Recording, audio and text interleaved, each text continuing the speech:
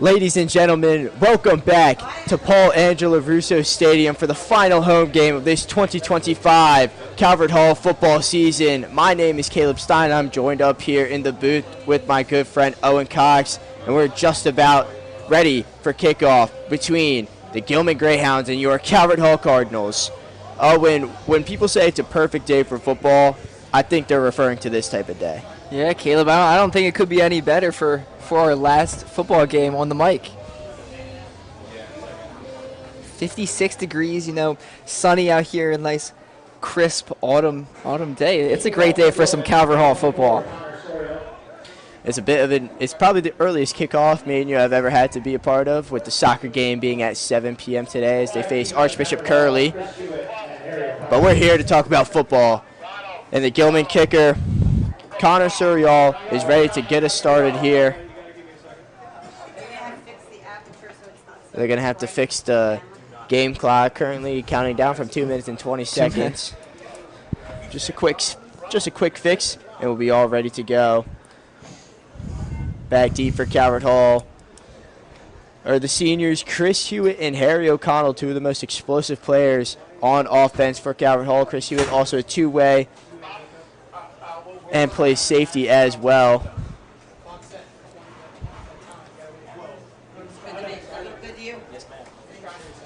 Currently working on it up here in the booth. We're just... Are we just going to let this run down, or? They're trying to fix it. I'm going to use your shoulder, sir. That's all right, hon. There we go.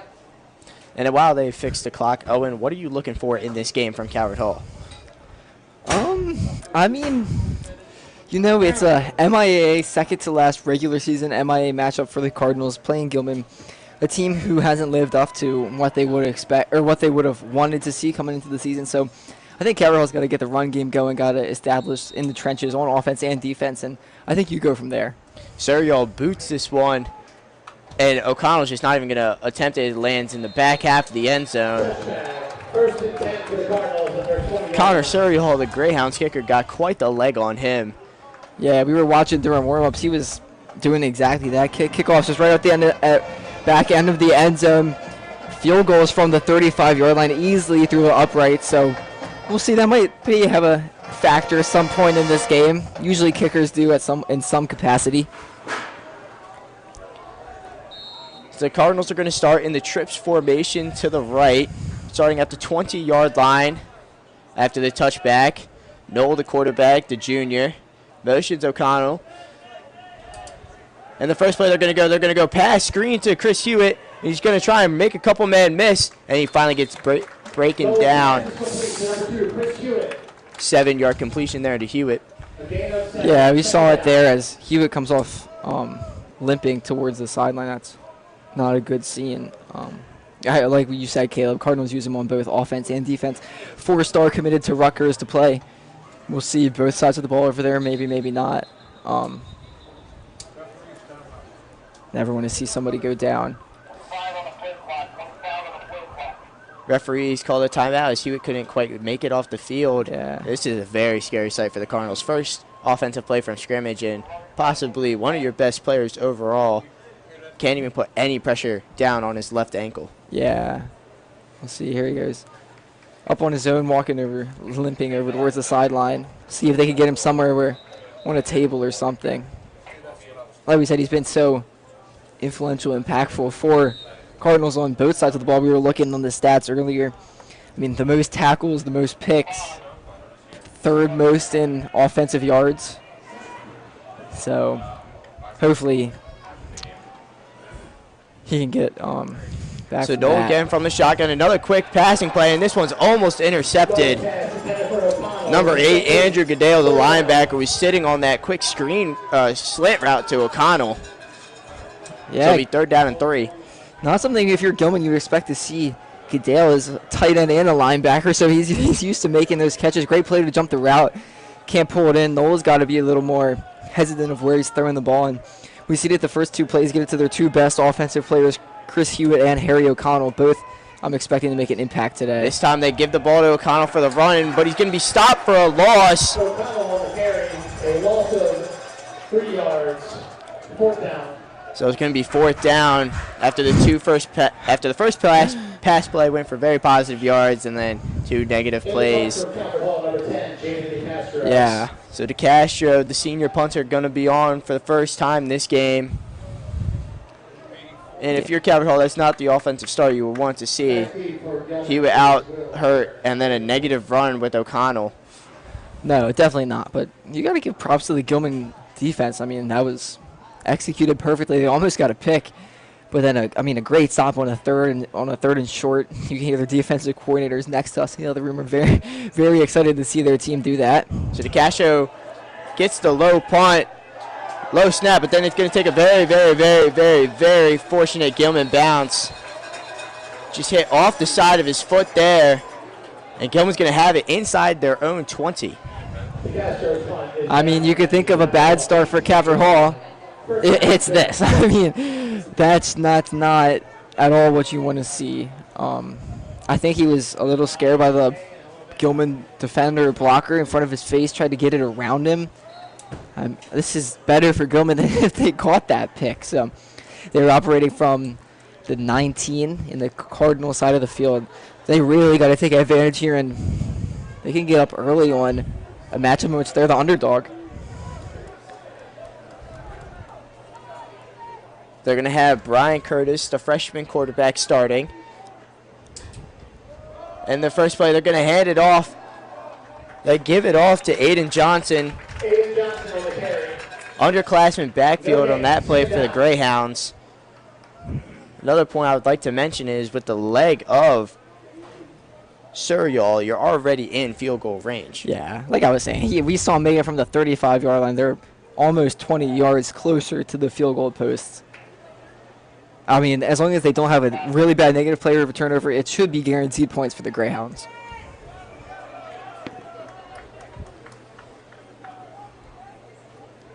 Double tight end set for Gilman. They got the tall backfield. Isaiah Trusty in as well for the running back, and it's going to be a quick hitter. It's going to be broken up by the Cardinals.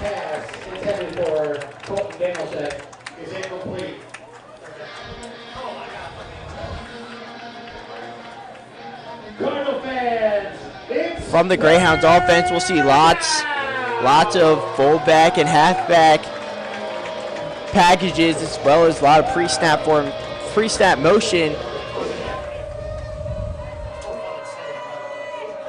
Gilman loves to utilize their size that they can have with the 2 tight ends, and as well as their lengthy wide receivers as well. Interesting formation for the Greyhounds. They're going to spread it out here on 3rd and 10. Brian Curtis again drops back to pass. It's going to be a quick slant, and it's going to be a completion, but it's going to be for a relatively small gain.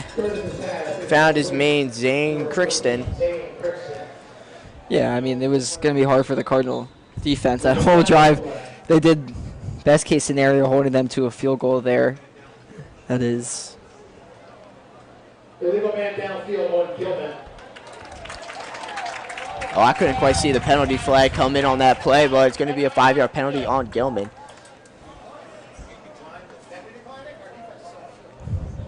It's a legal man downfield. One of the offensive linemen was too far down before the screenplay was thrown.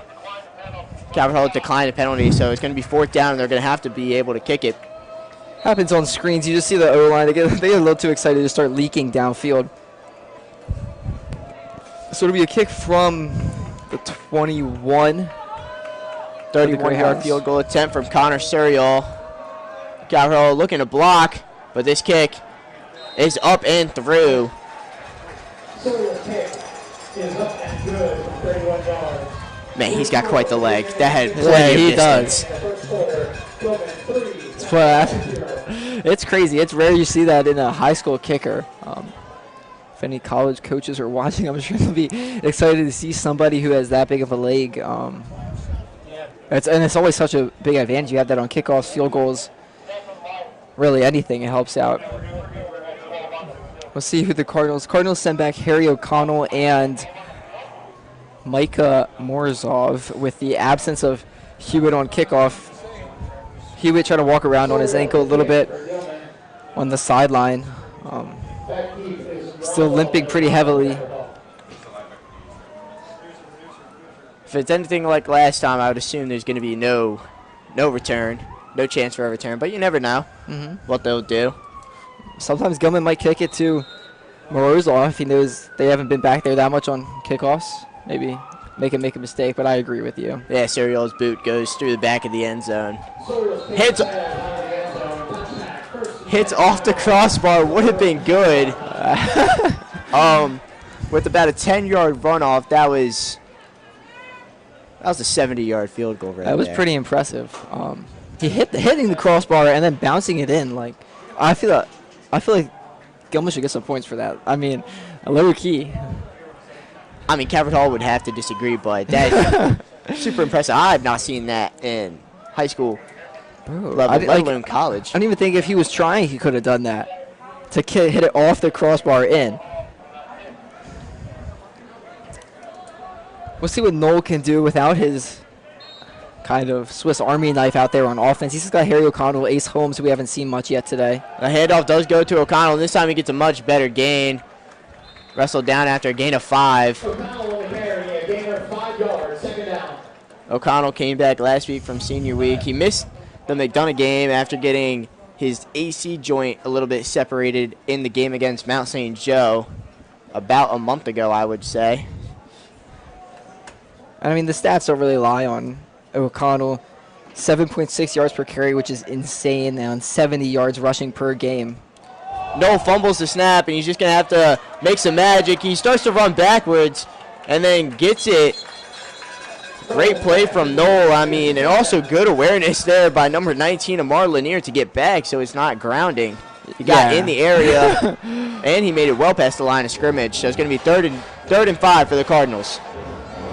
Cardinal offense looks a little discombobulated right now. Again, like we said, I mean, I feel like we're just beating a dead horse, but without Chris Hewitt, you're without your number 1 receiver. Your game plan just totally changes with that. We'll see. They do like Harry O'Connell as well receiving. He's second. That's not true. He's 4th on the team in receiving yards, like 20 a game. That's pretty impressive for a running back. So this time they do an option, and Noel's going to take it, and he's going to get just around the first down marker. They say they're going to give it to him. Gain of 5 yards, first down, Cardinals. Wow. I did not think he got that, but good job by him just willing his way forward to that, I guess, yellow line on the field here. Yeah, he had to get to the 30. He just got there. I thought he got stopped just a little bit short, but referees gave him the benefit of the doubt. So fresh set of downs for the Cardinals. Again, more trips formation.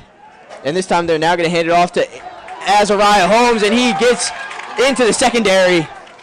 And Ace Holmes gets dragged down at the 48-yard line. First down for the Cardinals. A gain of 19 yards, first down. Good run again. We've seen it all year. Himself, 6.9 yards per carry, 65.3 in a game. He's ran for 3 touchdowns. We know how deadly Harry O'Connell and Ace can be out of the backfield, as they're both in the backfield for this upcoming play, and Gilman's got to be ready for that. Coach Ward, when he came, he knew he had some playmakers, and this time O'Connell gets it and breaks a couple tackles, gets a gain of 6. One more tackle break, and that could have been to the house right there. Yeah, I mean, you have that dual threat out of there. Which one's getting the ball? Noel has some legs on him, too. He could take it. Holmes with a big block there to set up that crease for O'Connell to sneak through. Now 2nd and 3, maybe. Spread it out, take a shot if you want, or just methodically drive it downfield like they've been doing. That's what you've expect to see. Noel's only throwing for like 100 yards a game, so really nothing too extraordinary out of the passing attack. But they do average 200 yards a game rushing. This time it's another handoff to Holmes. Tries to find a little crease. Everyone was pulling, but the Gilman defense sniffed that out well, and he was tackled there by number 53, Dominic Edwards. Yeah, I'd like to see Calvert Hall take a shot there. 2nd and 3, you've been running it well. We know you can run it. You're in Gilman territory for the first time this game. Maybe let Noel air something out for Morozov somewhere downfield, or any shot to somebody. See if you can get some passing attack going. Now you're back 3rd and 5. Back with the two two halfbacks in the backfield. Right now they have Morozov and Reggie Preddy in, and they're going to give the ball off to O'Connell again, and this time he's only going to get back to the line of scrimmage. So now it's a decision time for Coach Ty Ward. Fourth down. First big one of the game. I think they were going to go for it on fourth down the whole way based on that play call. Right, you run it 3 times in a row. You're probably planning, or 2 times in a row, or 3 times in a row. You're probably planning on going forward on fourth down. I don't really like that play call. We've already seen that play. It was the exact same thing they ran before. I mean, Gilman's like, they're going to know what's coming. Question is, can they stop it? And they just showed they were able to. Morozov at the bottom of your screen. He's got one-on-one coverage. But he's not quite looking that way. But Noel finds his man, Amar Lanier, with the quick hitter right at the first down sticks. Great play call there from the offense. And a great throw from Oliver Noel. Yeah, totally. Just basically a predetermined throw. He's going to that out route all the way. If it's not there, maybe make some magic happen. But that out route was there. Has the 36 yards downfield. Good route, though, and good job getting the first down, reset the sticks, maybe go back to the run game. Maybe now you can spice it up a little bit. Preddy goes in motion to the opposite side of the field, and this time they're going to hand it off to Holmes. And Holmes not able to set the edge completely, but gets a solid, positive carry. And this time now they're going to bring in Atlas Gore. They're going to give Holmes a quick break. Good long drive here for Calvert Hall. Not a good starting 2 possessions for offense and defense. Mostly for offense, but but they're moving downfield, taking time off the clock. Noel and the backs are getting into a little bit of a rhythm. And this time they're going to hand it off to Gore now, and Gore gets stuffed, gets pushed back. Messiah Jews, the team captain for the Greyhounds, just met him right at the line. And just pushed him backwards. Good defensive play by the senior linebacker for Gilman. So another third and 8. We've seen both teams in these situations try to go for a screen play. It's pretty common that you see that in high school. Matt Snodgrass, the sophomore, running off the field. They tried to have a little extra protection in there. So now 3rd and 8, obvious passing situation. Noel this time is going to air it out, and he finds O'Connell.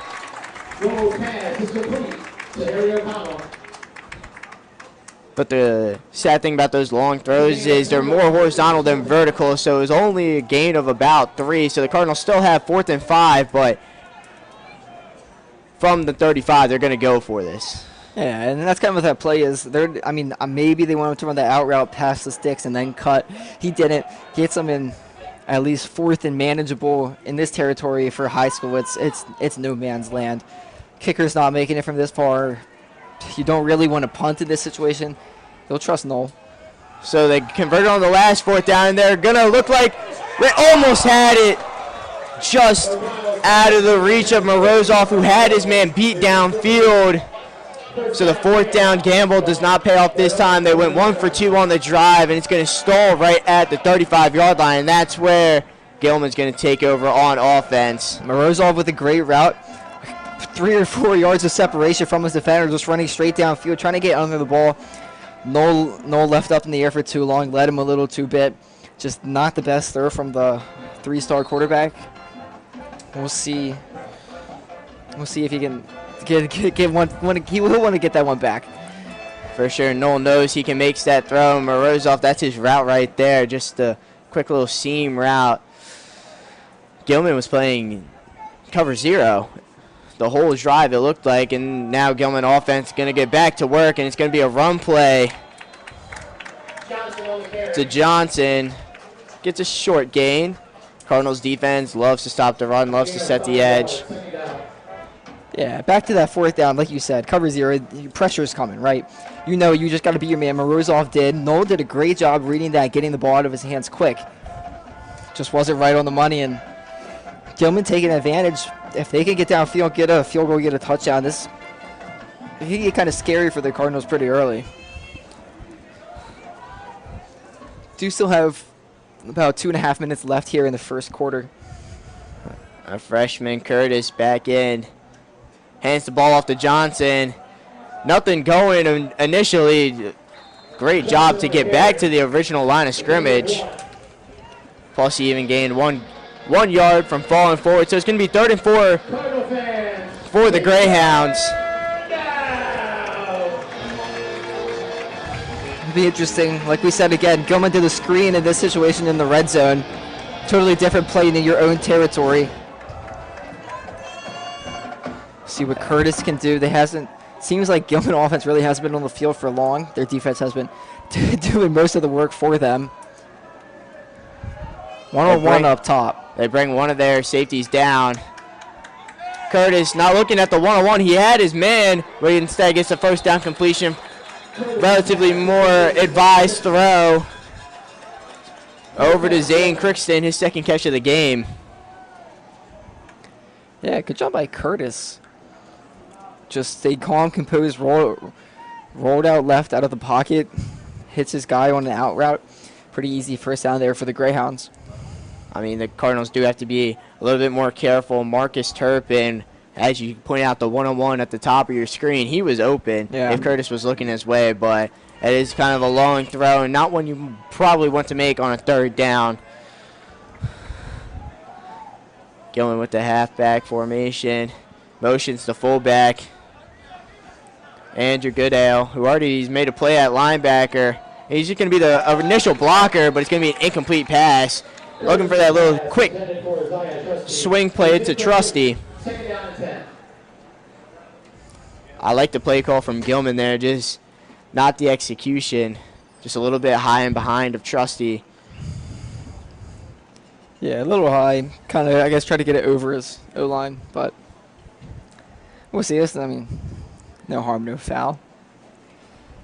Cardinals are without Chris Hewitt. We talked about him on offense. On defense, he rarely leaves the field. Like we said, leads them in solo tackles, picks. That's a big blow, especially in coverage as well. Corbin Hicks, the normal safety with them, still out there. This time it's a handoff to Trusty, and it's going to be only a gain of about 1. Great job. Great job by Dylan Hardy. Big number 24 on the D lineman. Another 3rd down here for Gilman. But at safety right now, in replacement of Hewitt, is the sophomore Zay Bridges. Has not gotten a lot of experience so far this year. But it's his time to step up. And the Cardinals do set up in a too high zone look. Most of the time they will sometimes manipulate it based on the coverage. And then Curtis gets the snap, drops back, flushed out of the pocket, still looking downfield. And he's looking for Kirkston, but it's incomplete. So it's going to be 4th and 9. And the do-it-all kicker, Connor Surial, is going to be punting. This is where he made the kickoff from. Maybe just let him go for it. That is true. I mean, there is no rule stating how far you have to snap or hold the ball back on a field goal attempt. So, I mean, you might as well. Yeah. I'm kidding. We were watching warm-ups, though, punting about 50 yards downfield. That seems like it's about what Calvert Hall's expecting. So Suriel boots this away cleanly. It's a nice high spiral. Morozov gets under it, and he gets to field it. He gets a blocker. Shot to flip the field, and there's some green grass for Morozov. Good return. And he gets pushed out after the 35-yard line.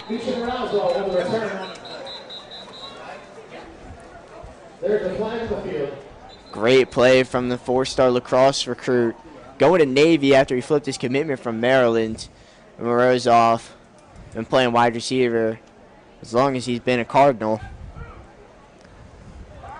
One of the Gilman players shaking up from a block there. Yeah, walking off the field, good to see. Coach Ward for the Cardinals is absolutely livid. I don't know what I wasn't even watching the play because he was Coach Ward was jumping up and down on the sideline. Guess he disagrees with this penalty. Block in the back. Block in the back of the Cardinals.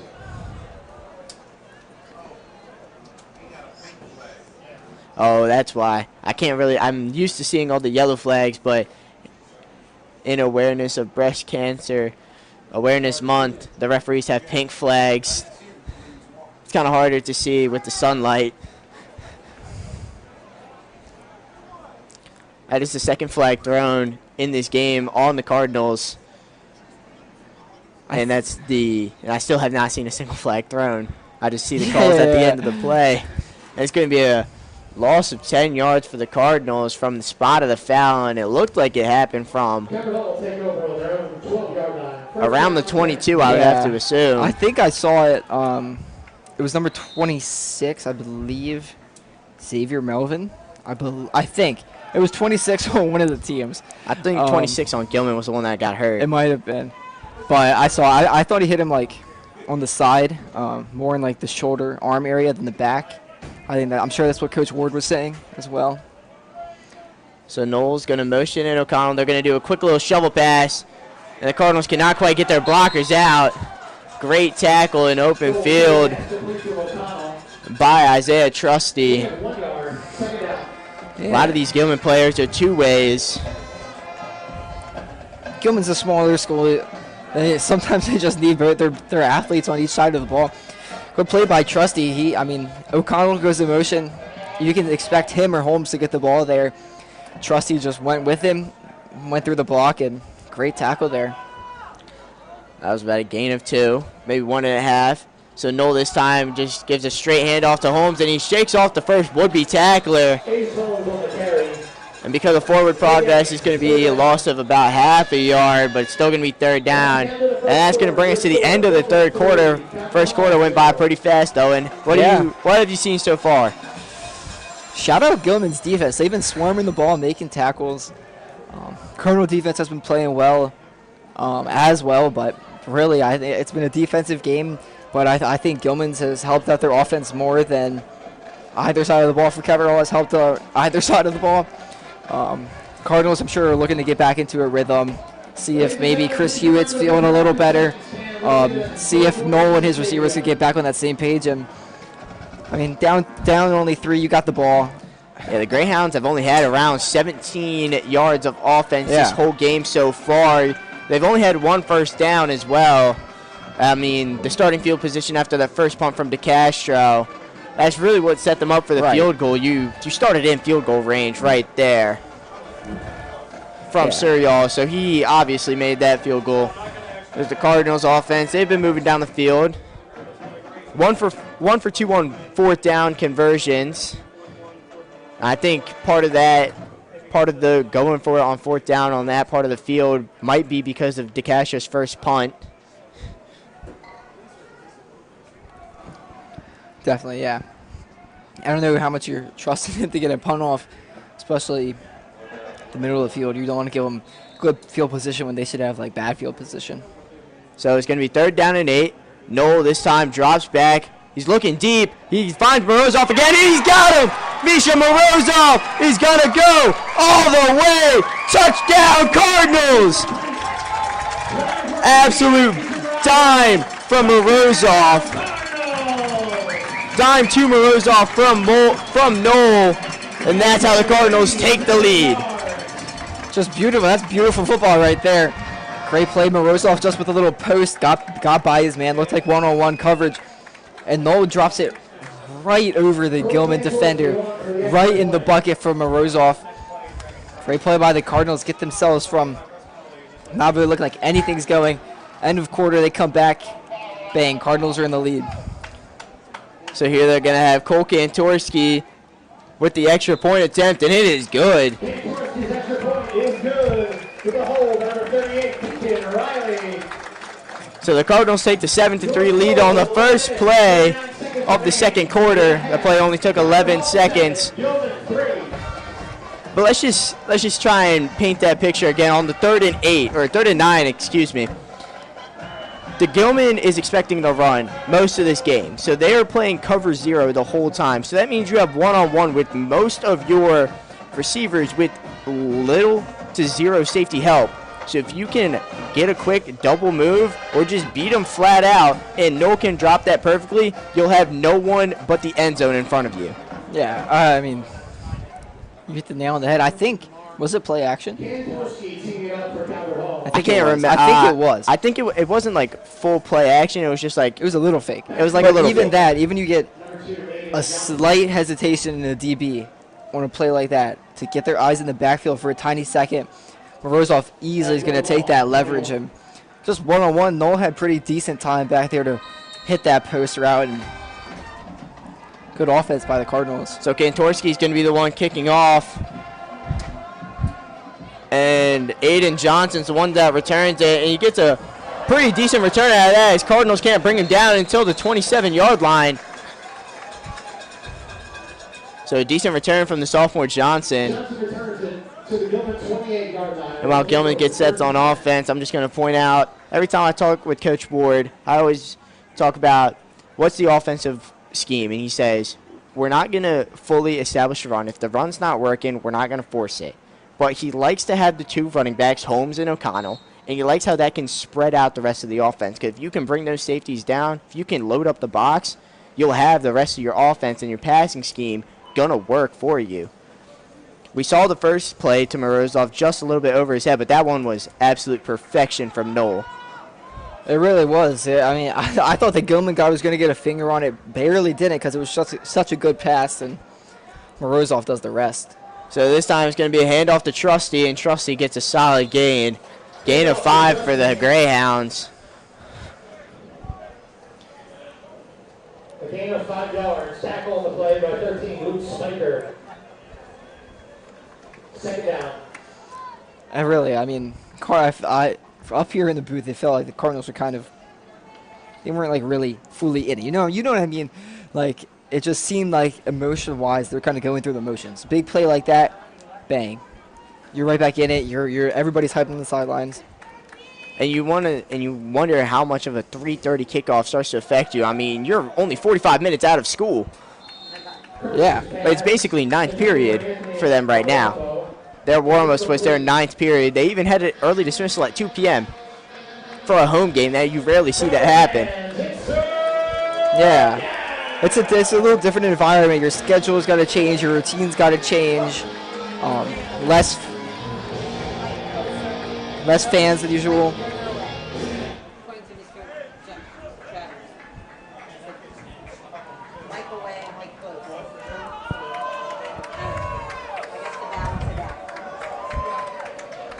So here we go, 3rd down and 5. They got Goodale going in motion. Curtis drops back, looking to pass, gets flushed out, and he gets breaking down for a sack. Sean Parker with the sack for the Cardinals.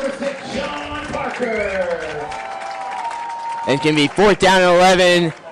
And another appearance from Connor Suriel, Owen and I's favorite player for the Greyhounds so far in this game.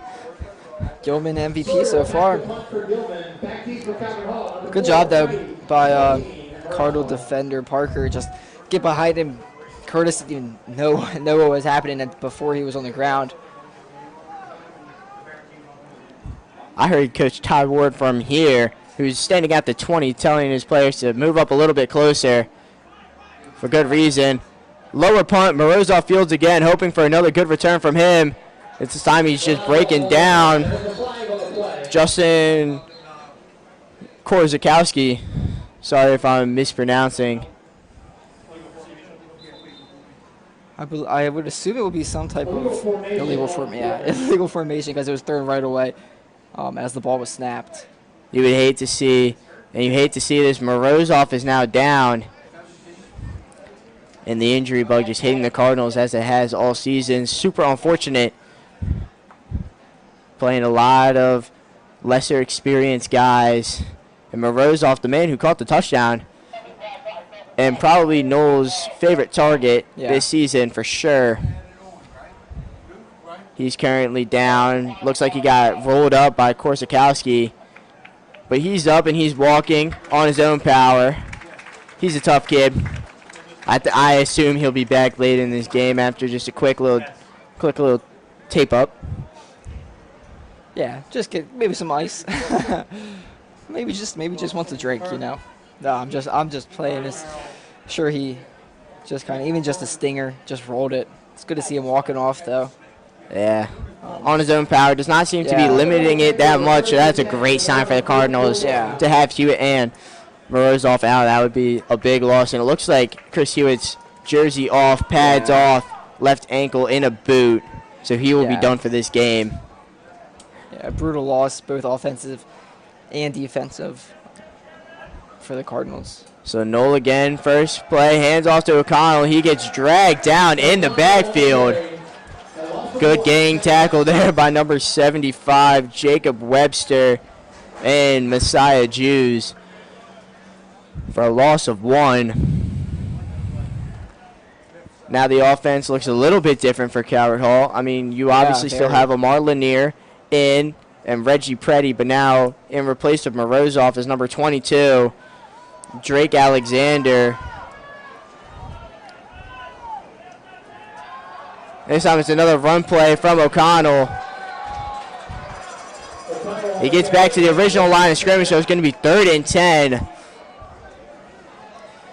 And also, without the two best receivers for this Cardinal team, you really don't want to pigeonhole this offense into being one-dimensional, right? You can't just rely on your backs to get there. You got to trust your depth. You got to trust Noel to make plays, even with people he usually isn't throwing the ball to. We'll see what they can do. I mean, 3rd and 10 here. Usually this is a passing down. Question is, how much do you trust your receivers to get that separation and help Noel out? They're in double formation. Noel dancing around in the pocket, looking. Now he's going to tuck and run. He's going to get about a gain of 5. Goal in the carry. A gain of 5. Cardinal It's 4th down. Cardinal punting will go out there. Also, Calvert Hall got lucky. Looked like a pretty clear hold to me. One of the tackles for the Cardinals just pulling on a Greyhound jersey. So here comes DeCastro. Hopefully he can Short memory. kick it like forward. Let's just have a short memory, DeCastro. We believe in you. Yeah, I mean, he's been, the Cardinal punter for the past 2 years. Yes, we've seen some really good punts out of him for sure. Yeah. Hopefully they can get a little better blocking for him, give him some support. Gilman does not seem to be coming after him that much. Still enough of a presence, but this time he's going to take a Calvert Hall bounce now inside the 25-yard line. And Gilman's going to start right around the 22, 23-yard line. I know this is our last game, so we can go a little bit down memory lane. Do you remember punting for Calvert Hall, the 6'7" tight end, JT Taggart? I do remember. Ladies and gentlemen, if you like winning money, That just, look at the scoreboard and please scan the QR code for our Pick 600. Is he at Maryland? yeah, he's at Maryland. Grand prize will be drawn. Currently playing with former rival, or I wouldn't say rival, I would more say opponent, Malik Washington. Yeah. It's tough to call, tough to say Spalding has any rivals in this conference. Yeah. I mean, that's the story this year, right? Who's going to beat Spalding? That's been the question for all of our 4 years here at Calvert Hall within the MIA. So Brian Curtis is back, looking to lead the Gilman offense. This time it's a handoff to Johnson. Johnson on the carry. And this has been the storyline for Gilman so far in this game. I mean, they get a couple of positive plays to start, and then once they try and pass it, the Cardinal defense just gets to Curtis, and he gets to them quickly. Really, they have 2-yard rush, 3rd and 6. What are we gonna do? We're gonna throw it, and we're gonna get sacked. You want to see them even start throwing it on 1st down, 2nd down, play action, something spice up, even screen passes, something to get the passing game going. Get the Cardinals can't just stack the box and key in on the run. So 3rd and 8, Jews in motion. Now they're gonna go a rollout with Curtis. And he's just going to he fumbles the ball. He's lucky to fall back on it. But like you said, the pressure that time from Xavier Melvin, he was just in his face the whole time. Yeah. I mean, I like the play call, if I'm being honest, but nobody was open. It looked like he only had 2 routes he was really looking at. And then, like you said, Melvin, 26, was just in his face the whole time. Couldn't really make much magic happen with that. So now you're back to a 3rd and 15 in your own 15-yard line. They're on the 18-yard line. They're on the 18. but it's third and super long, so they're going to go 2 wide receivers spread out to the top of your screen, and then they have Marcus Turpin, their main deep threat, at the bottom. Curtis flushed out of the pocket again, looking downfield the whole time. He's got a man, and it's incomplete. Zane Kirkston was the intended target, got his hands on it, and he was lucky that he just saved it from being picked. Number 31, Travis Farthing, the junior DB for the Cardinals, in great coverage that time. Yeah, it was, but roughing the passer there on the Cardinals. So, totally could have been a catchable pass, but penalty negates any defense that the Cardinals played there. I don't know. In the NFL, roughing the passer is 15. I don't know what it is in high school. It looks like it might still be 3rd and short. It will be 3rd and short. Oh, never mind. First down. Automatic first down. That makes sense. I mean, I've really got to be looking for these flags more. I didn't see the flag. I just saw the ref do like the hand motions for roughing the passer. A little bit hard when most of these penalties have been behind the play. I'm looking at the ball downfield as Kirkston was running for his life down there. So was Curtis, but just a late hit from the Cardinals. And Farthing's in because of the injuries in the defense. Lots of their DBs, Tyree Stanley, Tyler Wiggins, just to name a few. No gain, 2nd down. They've been knocked out earlier this year, season-ending injuries. And the injury bug for the Cardinals bit again today.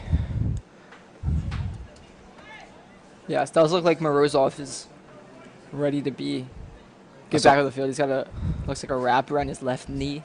Yeah. But he looks like he's ready to get back out there, help the offense. And he'll probably be out there on kick return / punt return if they need him. And you know Morozov wants to be out there. So now Curtis going to roll out. Going to be a quick throw. But it's out of the reach of Goodall. I was going to say good play. Receiver was open, just missed the throw by a little bit. But again, I like that play call from Gilman. You're getting your quarterback out of the pocket, putting him on the move, letting your receivers see if they can make any magic happen. Just Curtis wasn't able to hit him with the numbers. So it's 3rd and 10. Yeah, 3rd and 10 from the Greyhounds. I'm not sure what was going on. I thought my mind showed that the 2 orange sticks were farther than 10 yards apart, but they're not. Gilman going trips. You might see a quick rollout. Instead, standard pocket for Curtis, and he's going to run. But Curtis is going to slide out of bounds. He's going to be stopped right before the 40. So it's going to be about 4th down and 5, and the offense hasn't been humming like the Greyhounds have wanted to, and you can really flip the field here with Suriel. Yeah, Curtis made the right decision there, stepped up in the pocket, ran through the gap by his guard and left tackle, left side. He had no receivers over there, so he decided to take it himself, but couldn't get the first down, a couple yards short. So yes, punter back out there for Gilman. Suriel gets this one cleanly. Kind of a knuckleballer, received by Preddy.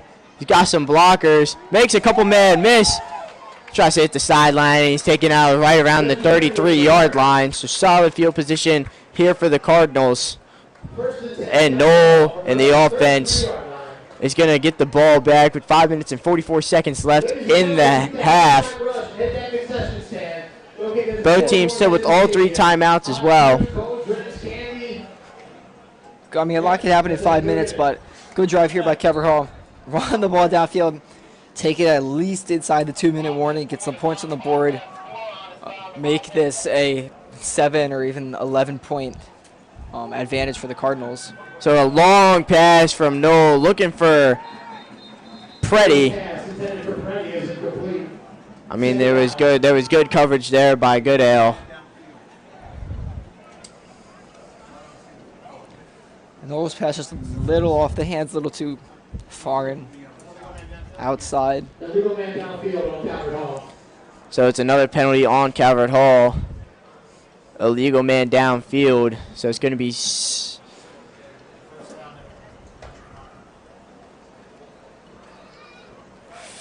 1st and 15, I believe. Instead of making it 2nd and 10 for the loss of down, they're just going to take the first down again. So the Cardinals still have a couple of plays, but it's a great sign to see Morozov back in at the bottom of your screen, and Gilman now with a different defensive formation. And this time they're going to hand it off to Holmes, and Ace Holmes gets back to the original line of scrimmage. But this is why Coach Ward loves how he makes his running backs work. When you had the big play to Morozov earlier in the game, now they're playing with the safety, so now there's 2 less guys in the box. So now you can run the ball with a little more efficiency. Right. It's you run the ball to set up the pass, but then you pass the ball and you're setting up the run. That's exactly what Calvert Hall did. You see a safety play right on the eye of the Cardinal here. And this time they're going to run, and Ace Holmes is going to find a good hole, and he's going to be just short of the first down, gain of 8. 9 yards. He's going to be just short of the first. No, they're going to give him the first down again. Ace Holmes with a good, just burst of speed right, found his blocks. Barely gets the first down, but Calvert Hall won't be complaining. Ace Holmes running right behind the right tackle, Matt Snodgrass.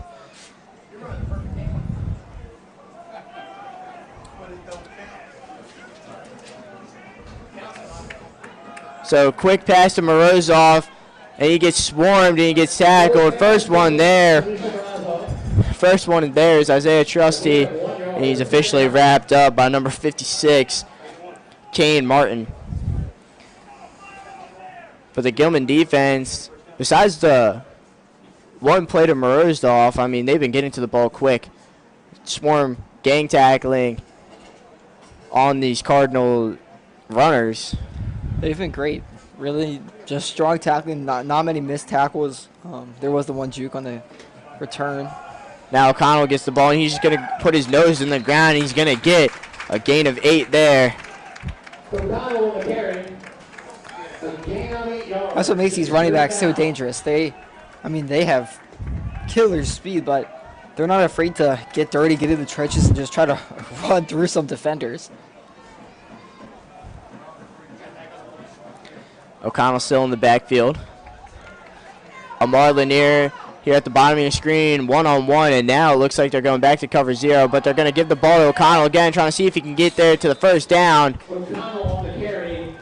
Looks like it's going to be a gain of 1, so it's going to be 4th and 1, and, I mean, Ty Ward, it's a new era in football. They're going to go for this 100% of the time nowadays, especially in the opponent's half of the field. Yeah, I mean, it's a short 1 yard they need to get. It might just be a sneak. Instead, they draw Gilman offside. So great job with the hard count there by Oliver Knoll.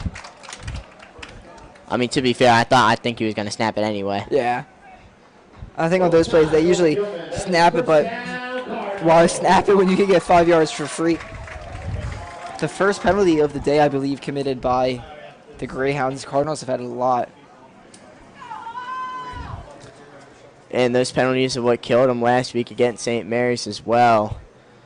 They would drive down the field, but then just stall out just a little bit. Penalties, negative plays. In the 14-13 double overtime loss, both of us were not there for that one. I wish we could have been on our senior night. And now Coach Ward calls the timeout. They call the timeout with 2 minutes and 20 seconds left in the half. And Caleb, this is exactly what you want to do if you're Calvert Hall. Just methodically running it down the field, taking time off the clock, letting your backs do most of the work. Noel really hasn't been needed to do anything too extracurricular today. The backs have been great. He had that one big play, but great drive. You don't want to give Gilman any time to get anything before half. You get a score, go into halftime. I believe Gilman gets the ball after half. Yes, Gilman does receive. So really beneficial if the Cardinals can get some points on the board here, extend their lead to a touchdown or more. And I've been seeing it unfold as this drive's been going on. That now Gilman's playing more one high into almost cover zero. It looks like the safety keeps creeping up, looking to just add more people to stop the run. So we'll see what the offensive coordinators for Calvert Hall see on that and see what play call they dial up. I mean, he's almost not a safety. He's just around 5 yards higher than the linebackers. But it is a zone defense right now as no one follows Preddy in motion. And this time they're going to go deep again. He's looking for Preddy. He's wide open. And they're going to say he was out of bounds. Pass intended for Preddy. Incomplete. There's a flag on the play. And another flag on the play. I'm a little confused. I thought that was inbounds, but that might have just been. I don't know. And again, I said this before. I don't know the rules for high school, but in college, looks like illegal shift. I was going to say in NFL, you can't go out of bounds and come back in and touch the ball unless you're pushed out. I don't know if that's what he did. You might have just called it out of bounds, which that's not a penalty. But anyway, illegal shift, that's declined. I thought he was in bounds, so he looked like he was in bounds. I mean, it was just another great ball from Noah and Preddy. Even though he went to the side of the short side of the field, the Gilman safety and the Gilman defender already were just covering Lanier, and they just left Preddy alone. This time they're now going to just hand the ball off to Holmes, and he shakes the first man off, but then Trusty is there for the tackle. And we've been calling Isaiah Trusty's name a lot this game for the Gilman defense. For the defense and for the offense, they've been trying to get it to him on the offensive side of the ball, see if he can make some magic happen. But yeah, he's been really good out of that linebacker position. So it's 3rd down and 10. A little bit different formation now. Interesting little play. Looks like we have big number 55, Mike McKay. Just really interesting here for the Cardinals. Noel's running backwards, not even sure. He gets it back to the line of scrimmage. He had Holmes wide open down the field. Is that ground? That might be grounding. 4th down.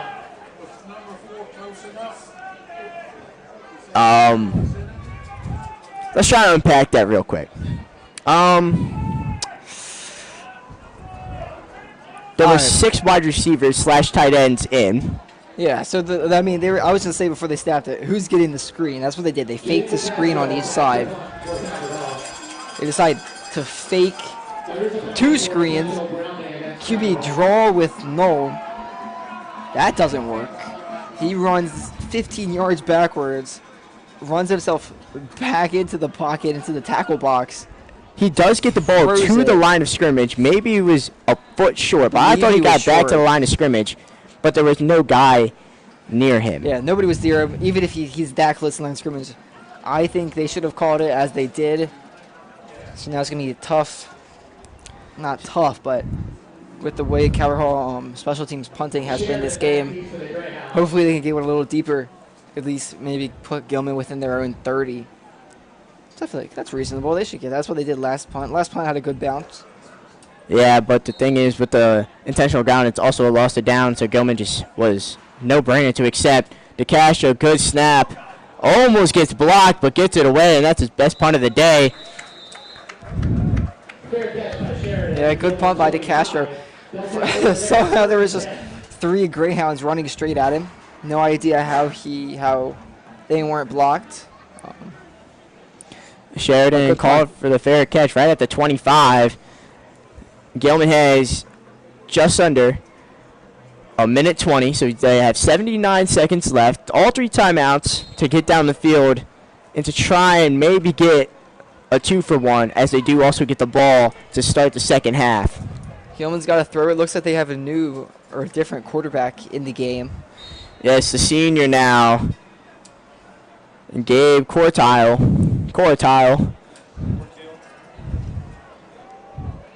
His first pass is complete. Finds his man, Anthony Onolapo. Gilman's just going to go quick. Gabe Cortiel again drops back, looking for another quick pass. You got two receivers in the area, not quite sure. Neither of them were quite sure. That was Turpin and Onolapo. Cortiel, I mean, I assume they're bringing him in passing situations. He's very tall. I don't know how tall he is, but he looks really tall from up here in the booth. So I'm sure they like his arm strength, getting the ball downfield. That's what you got to get. A great first pass. It was probably I think that was their longest pass play of the day. Makes it a little easier, though, for the Cardinal defense, knowing he's in. All right, it's probably a pass play. So Cortiel again, just a 4-man rush from the Cardinals. They almost still get home. He's running back and then just throws it out of bounds. So it's going to be 3rd down and long.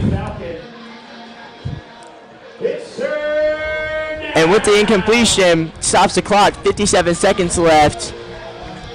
One more stop for the Cardinals, make it 4th and 10. Maybe call a timeout. Get the punt, possibly a return. I would say maybe around 40 seconds left at that point. And then you have one more timeout left in this half, and possibly solid field position to maybe go down and try a field goal or just a Hail Mary at the end of the second half. But first they got to stop Gabe Cortiel and this Greyhounds offense again. And they do! Calvert Hall gets the sack. Cardell Beck, Manny Beck.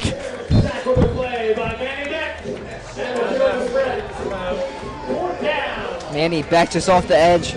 Beats the left tackle in just a one-on-one bull rush situation. Cortiel had no chance to make anything happen there. So like you said, Caleb, Cardinals will get the ball. 45 seconds stop on the clock as Calvert Hall uses their last timeout. Gave Oliver Nolan, Morozov, and any of those offensive playmakers a chance to even just get a field goal. But the Gilman defensive coordinator, the Cardinals offensive coordinator, they might be playing a game of checkers, maybe even chess right now. Because if you come in with the ball, you have 45, you'll have, the air time from this punt is to be determined and the field position. But if you come in with over 35 seconds left and a timeout, that's more than enough time, especially if you can get out of bounds, to get down the field enough. Yes, I do believe that was Calvert Hall's last timeout they just used, though. I could be wrong. I think they have one more. Okay. I think. Not quite sure. Surreal's punt. I don't know why they didn't jump on that one earlier, but Preddy stiff arms a man, but he ends up bringing him down anyway. Justin Korzakowski. Another special teams tackle from Korzakowski. But, that was kind of a line drive punt. I think Preddy could have gotten under that and probably been able to have better field position. But they have 36 seconds left. Right. You get on that, return it, or just fair catch. Don't lose that time off the clock when it's so crucial in a situation like this. Well, as I was saying before the punt even went off, the chess match, if you come in with this amount of time left, they assume the pass, and they're going to go in their too high formation, which then opens up the running lanes a little bit more. But this time instead, Noel got the running lane instead. He's got to get out of bounds, though, and he does after a good gain of 13 or 14 yards on the scramble. Great decision by Noel. In this situation, you don't want to force anything. Don't make anything unnecessary. Reads it, evades the edge rusher, steps up in the pocket, realizes nobody's there. Run out right. He'll take a 13-yard first down out of bounds play every single day of the week. So they're at the 46 now. And that's what happens when you have those safeties and everyone going deep for the Cardinals. It just opens up the middle of the field. All the linebackers who are supposed to be spying can't quite get there to the position. So Noel this time finds his spy and finds Amar Lanier for another good gain of 14 yards. And the Cardinals offense is moving right now in this 2-minute drill. Yeah, two big chunk plays there for the Cardinals. Noel just operating fast, thinking through each play. The read, great decision, good pass there. 21 seconds left, and they're at the 40 now. Gain of about 16, I would say, from there. Wait. No, it was 14. I was right. So now Gilman's defense just doesn't quite know what to do. They just go full-out blitz, and they end up getting home to Noel. Micah Abdul-Wahab, the freshman, with the sack. And that's why I had one more Cardinals timeout. do take their final timeout now, yeah. Good call by Gilman, like you said, brought the blitz, and Cardinals were not expecting it. Good job to chase Noel down. That's their third and final timeout of the first. So 15 seconds left here in the half. Ball on the Greyhound 47. I don't know if you could get a field goal range here. Maybe Hail Mary. Maybe a deep out route. That's probably what they'll try. They'll probably There's try a 15 deep seconds out left. route. In the NFL, there's 3 plays left with 15 seconds left. Yeah. But that's just the speed of the receivers to get to the top of their routes and the speed of the quarterbacks to actually Right. make the correct throw. In college and in high school, I would say it's closer to 2 plays. You'll be lucky to get 3, but, I mean, we saw there from the beginning, Gilman went cover 0, full-out blitz, but it was a great call, and it paid off. So now they're back to their 4-man rush, and Noel finds Preddy. He's got to get out of bounds. Instead, he runs to the middle of the field. And they got to hurry up here. They got 3 seconds left to snap this ball. And they don't do that.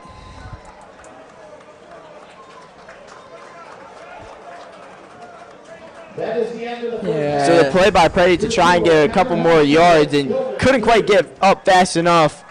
Ends up being the killer of the drive for the Cardinals, but still not a bad first half for both defenses. 7-3 game so far. The difference being the 80-yard touchdown pass to Morozov earlier in this game on the first play of the second quarter, actually. Since then, both teams, not many points to show on for offense, but a great showing from the defenses, just playing to the defense's strength, and the offense just the run game for both teams is not what the offensive coordinators have desired so far. No, it's been a defensive show. 7-3.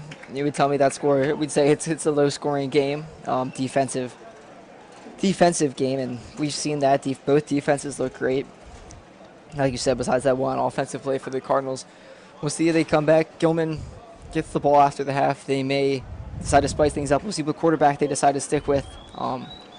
Their offense really has been able to move the ball downfield against this strong Cardinal defense, so we'll see what they come back here at halftime or after halftime.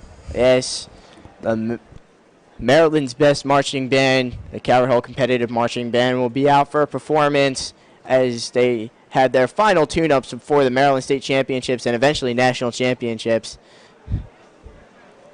So we will keep one of our mics on for this performance so you can stay tuned. They're just about ready to set up. Owen and I will be right back at the start of the second half.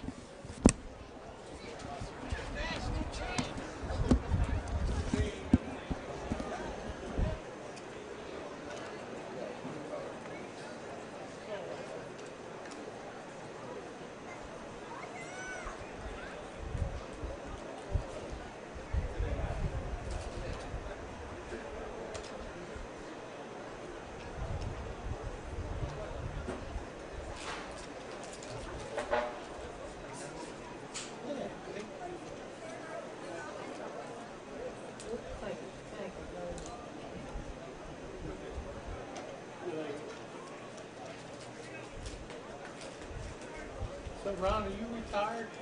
Been retired 10 years. 10 years, good for you. Retired when I was 65. Good for you.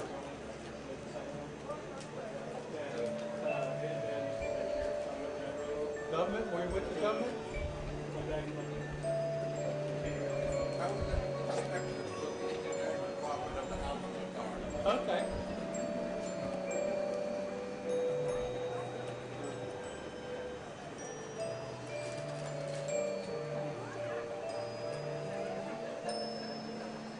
Was that a state job?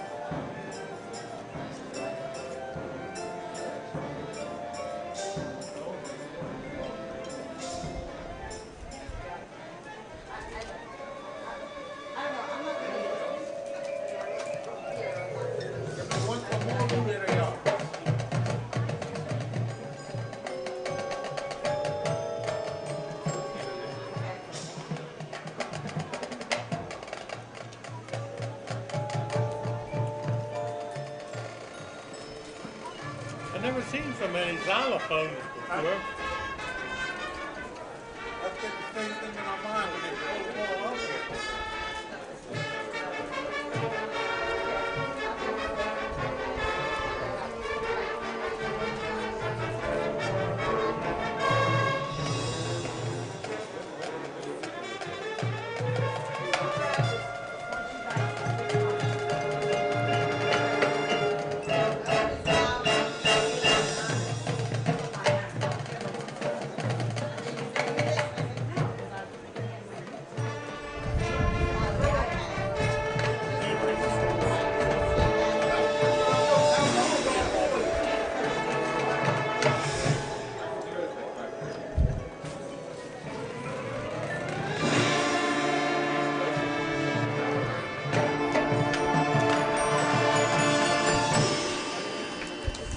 Gilman has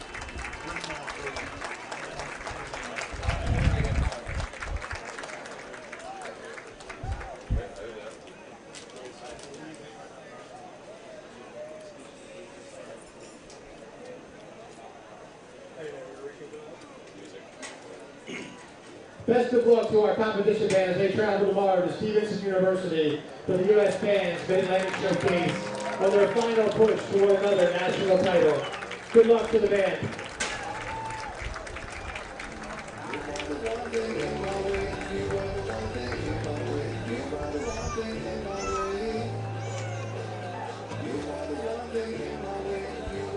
Just a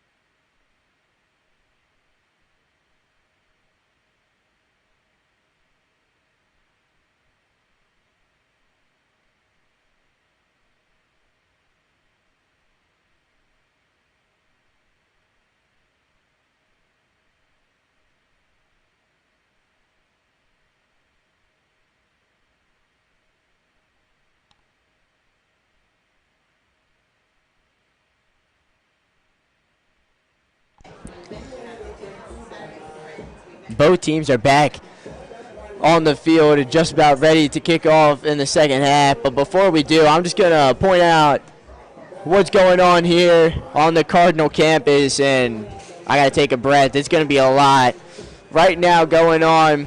Obviously, the football game. Varsity soccer is playing right after at 7 p.m. against their rival Archbishop Curley. A win for the Cardinals would almost guarantee them the #1 seed for MIAA playoffs, which is huge. And this has just been a great year for soccer. JV soccer's at Archbishop Curley. Varsity volleyball is at MSJ. Looking for a quick tune-up right before their playoffs start as well. The fall play, the Busman's honeymoon is starting tonight for their performances.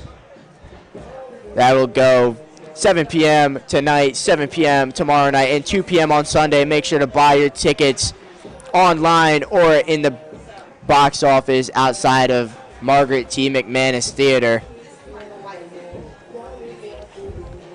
And our national championship winning marching bands going to the Mid-Atlantic Showcase tomorrow at Stevenson University, hoping for another win in their season. I mean, our marching band's been as good as it's ever been, I gotta say.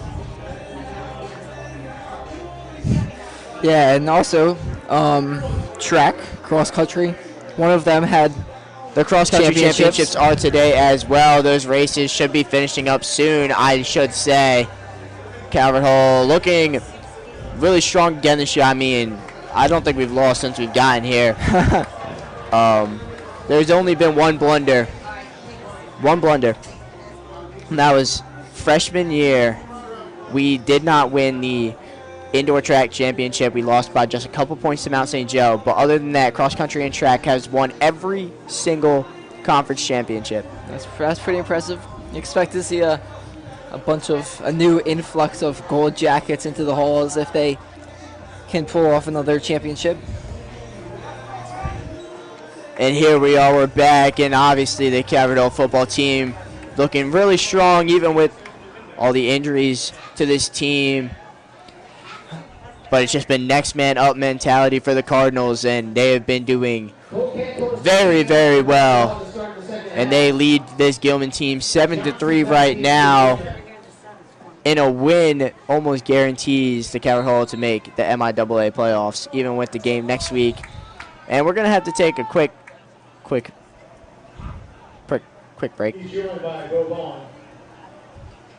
Yeah, the Cardinals got one more in-conference game against Concordia Prep, and then obviously what everybody's always looking forward to, the Turkey Bowl on Thanksgiving.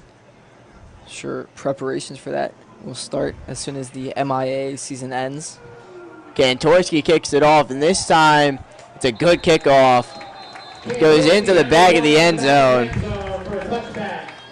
First and 10, Gilman from their own 20-yard line. And so here we go. Start of the second half here. Gilman's going to get the ball at the 20, and the question is going to be what quarterback they bring out, and they do bring up Gabe Corteal. His dad, a former coach at Calvert Hall. That's what I would have thought they would have done. I feel like they needed the change. They saw Curtis for the whole first half, basically. Maybe now a little more air raid offense. And again, like we said earlier, you can pass it, you can then open it up for the run. Calvert Hall really in a one-man defense deep, and that's going to be hauled in. Whether he was inbounds or not is up to the refs, and they're going to say he was out of bounds, but a great effort there by Zane Kirkston. Corteal kind of just like flicked that up there and threw it far down the field. It's an element Gilman did not have whatsoever in the first half. But now again, that passing threat can just totally change everything for an offense. They still got the sophomore Aiden Johnson in the backfield. Messiah Jews, tight end, he motions across the line, and they're going to give it to Johnson, who's going to try and follow suit of Jews. Johnson on the carry. And he gets a solid game, but it's still going to be third down for the Greyhounds. Yeah, good run, 5 yards to take that. You would think they would go back to the air here, attack this Cardinal defense. But we'll see. I mean, the defense for Calvert Hall has looked great all game long. Well, Gilman has 1 first down. I believe so. I believe That's crazy. so. That's really impressive from this Cardinal defense. And they get another sack. Cardinal defense has been living in the backfield in this game. That's number 92 big man Quincy Barney. Defense looks great. Absolutely just great. On the passing downs, they know what's coming, right? And they're getting in the backfield. They're getting pressure on the quarterback. They're not letting Curtis and now Cortil get really any time to think, any time to throw the ball downfield past the sticks, and that's really helped them out here.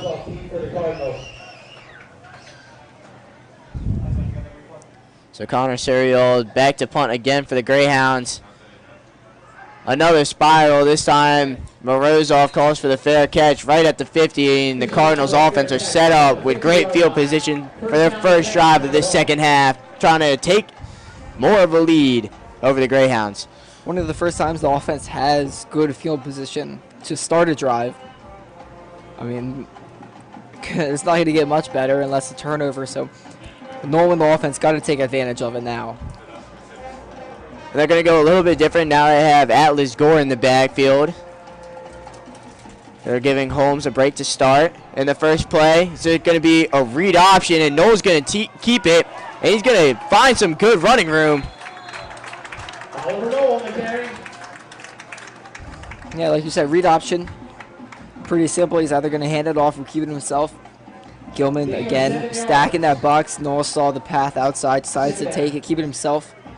Good run there on first down. And that's the importance of the DN keeping leverage, because maybe that's not such an easy decision for Noel if the DN doesn't bite so hard. Yeah. They'll go trips again, this time to the right side of the field. Noel drops back to pass, given time in the pocket. He throws a strike to Reggie Preddy over the middle. Noel pass complete over the middle to Reggie Preddy. Yeah, Preddy just open in the middle of the field. Looks like just a little slant route, maybe a deep slant. Good job by Nolan to put it right in the money in between a couple of defenders. Just find that pocket and zip it in there. Good job by Preddy and Noel. Good connection. That is one of the best throws I've seen from Oliver Noel. I've called a bunch of his games so far, but that throw just in the pocket, standing call. There was a defender getting it to him quick. This time they handed it off to Gore, but that throw is just, he knew what he was doing. It was perfect spiral right on the 4 of Reggie Preddy's jersey, and it was for a long first down completion as well. Right, and sometimes those are timing plays. You work on those in practice. You know where your guy's going to be at what time, where he's going to be on the field. And it just seemed like Nolan and Preddy were on the same page. Preddy's had some catches this year. Again, not as much as we've seen out of other players. Again, another read option, and Noel keeps it. This time it wasn't as smart as a decision.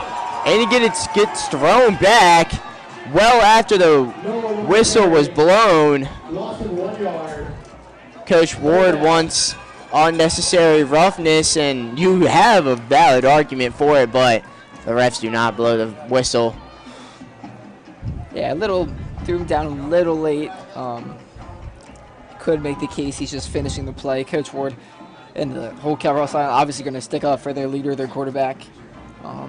Back to Preddy. This year he has 5 catches, 40 yards.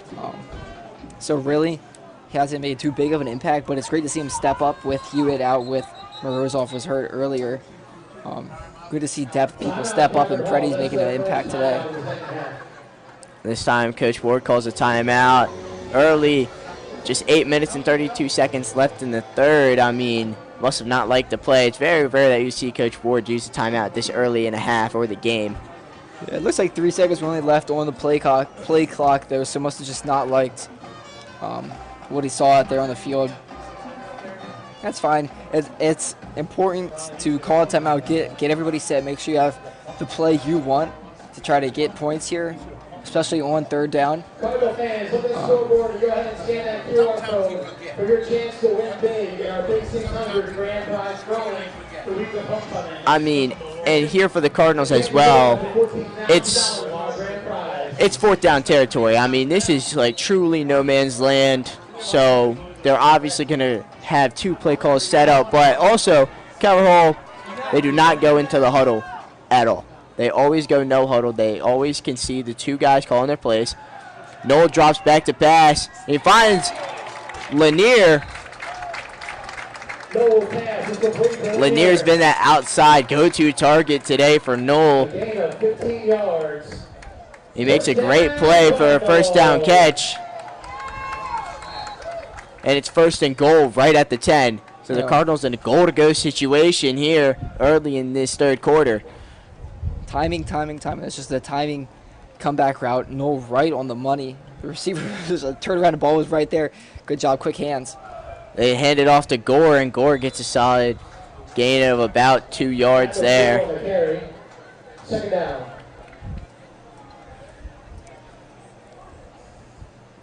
If you're Calvert Hall, yes, what you're known for is your running backs in the run game. But today so far, it's been all the passing. Noel's arm has been guiding you down the field as Gilman's just selling out to stop the run. So especially if you're in the red zone, why go away from what's working so far in this game? We'll see what they do here on 2nd and goal. They give it to Gore. He goes to the right side now. And the score on the carry. Good lead block from Josh Ritter, the senior captain, getting to the 2nd level and getting Gore a couple more yards. So it's now 3rd and goal from the 5. Yeah, like you said, Caleb, I think you go back to the air. Noel's gotten them as far down the field. Again, running backs are great, but what's been working? And it has been the passing game. Amar Lanier is the bottom of your screen. Morozov goes in motion. And this time they find Noel quickly, and he's going to throw it. Looking for Morozov, but it's intercepted. Desmond Barkus with the interception in the end zone.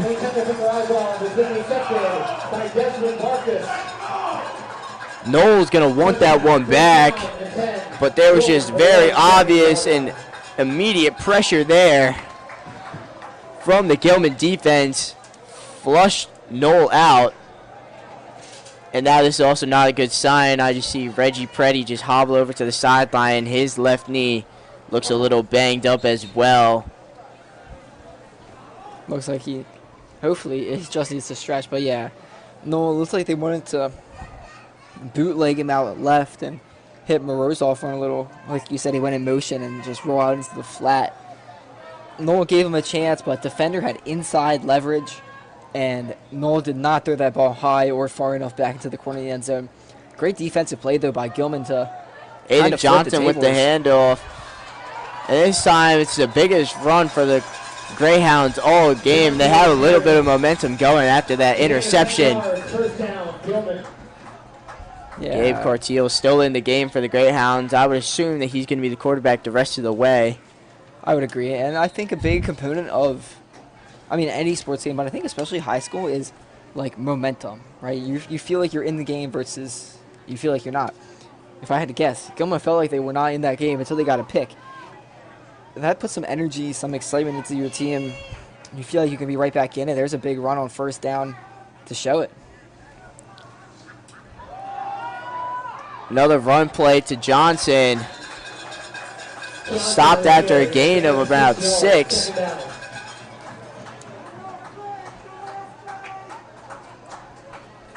And this is something Gilman has not been able to do at all today is really run the football and get big chunk plays on offense. You bring in a passing quarterback, you have that threat now. Calvert Hall looks like they're going 2 safeties, kind of 1 safety, but again, you're planning on this passing attack. And Cartiel going deep, but he's going to be underthrown. He was looking for Turpin. Coverage on the play by 0, Jordan Hicks. Jordan Hicks, the sophomore, who's made his name known to the Calvert Hall world in that game against McDonough.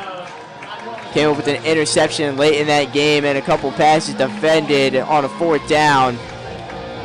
Really just sealed the deal for that Cardinals win against the Eagles, their biggest win so far this year. Turpin was open there, just a little underthrown by Corteil.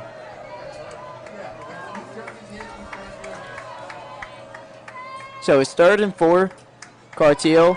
A little drop back, and this time he just overthrows his receiver looking for Anthony Odolapo. But there's just no chance for that one, and it looks like Calvert Hall is going to get the ball back. After that first good run play of the game goes to waste. 2 good run plays in a row, and then go to the air on 2nd and 3rd down. Nothing happened through the air for Gilman. So the Cardinals catch a little bit of a break. After that turnover, they'll get the ball back with not horrible field position depending on this punt play. Suriel line drive punt. O'Connell doesn't touch it. Now he does. He's trying to make something happen. Trucks a man at the 35 and gets brought down at the 37. Yeah, good job by O'Connell to make something happen, get 10-yard return, something like that. Ryan Peel for the Greyhounds shaking up behind the play, walking off on his own power. One of the gunners for the Greyhounds. Now the question now is, how does Noel respond? He's looked good all game. He had that one early missed throw, but then dialed in. Has had great passing attack and moved him all the way downfield on the pick in the red zone. So how does he come back? The first play is a handoff to Holmes, and Holmes gets a gain of 4 there. I just like to see the adjustments that Gilman's making.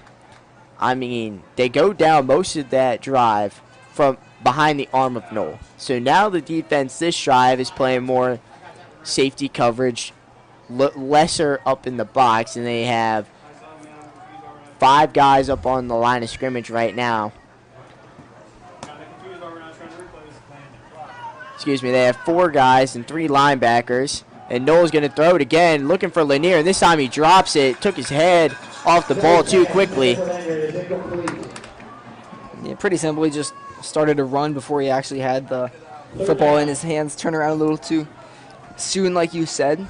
Another 3rd down here for Noel in this Cardinal offense. So it's 3rd down and 6.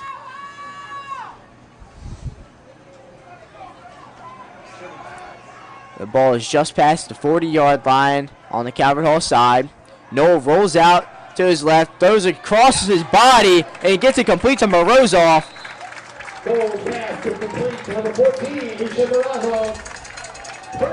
Morozov got tackled a little bit hard on his leg, which he's been favoring a little. Got the bandage, as you can see. But still, he's going to be playing this game. It's a 1st down catch for Morozov, and a great throw from Noel, even though that was not to his strong side. Yeah, absolutely great play by Noel and Morozov. It was just a little, one receiver's running an out route, one receiver's coming in and sitting down. That was Morozov. Noel finds him. Not his first read, but believed to be his 2nd read on that play, and good crossbody throw, like you said. O'Connell goes in motion. Now he's going to try and be the lead blocker for Lanier, and he does, and Lanier gets a good gain. Lanier's been featured heavily now with Hewitt being hurt and Michael Johnson getting hurt last game. Johnson, another favorite target of Noel. He's just a sophomore, so we have a couple more years left in this offense under Coach Ward. But Lanier and Morozov have been the heavily featured wide receivers in this game, along with the running back by committee of O'Connell and Holmes, as of course. And then a little bit of Atlas Gore coming in, giving each guys a little bit of a break. So now Noel hands it off to Holmes, and he really can't find anything, and he's just wrapped up, but keeps his legs churning for a solid gain. Aiden Johnson and Jacob Webster right there trying to bring him down. Still somehow gets a gain of 3 yards out of that one. Yeah, just kept the legs churning. Really just denied going down. And again, like, that's what makes Calvert Hall so deadly is you take those two backs, you plop them in with Oliver, Knoll, Chris Hewitt, Morozov. They can be a dangerous offense when they're going. They have Snodgrass in as a double tight end / fullback formation. This is a new formation that we have seen.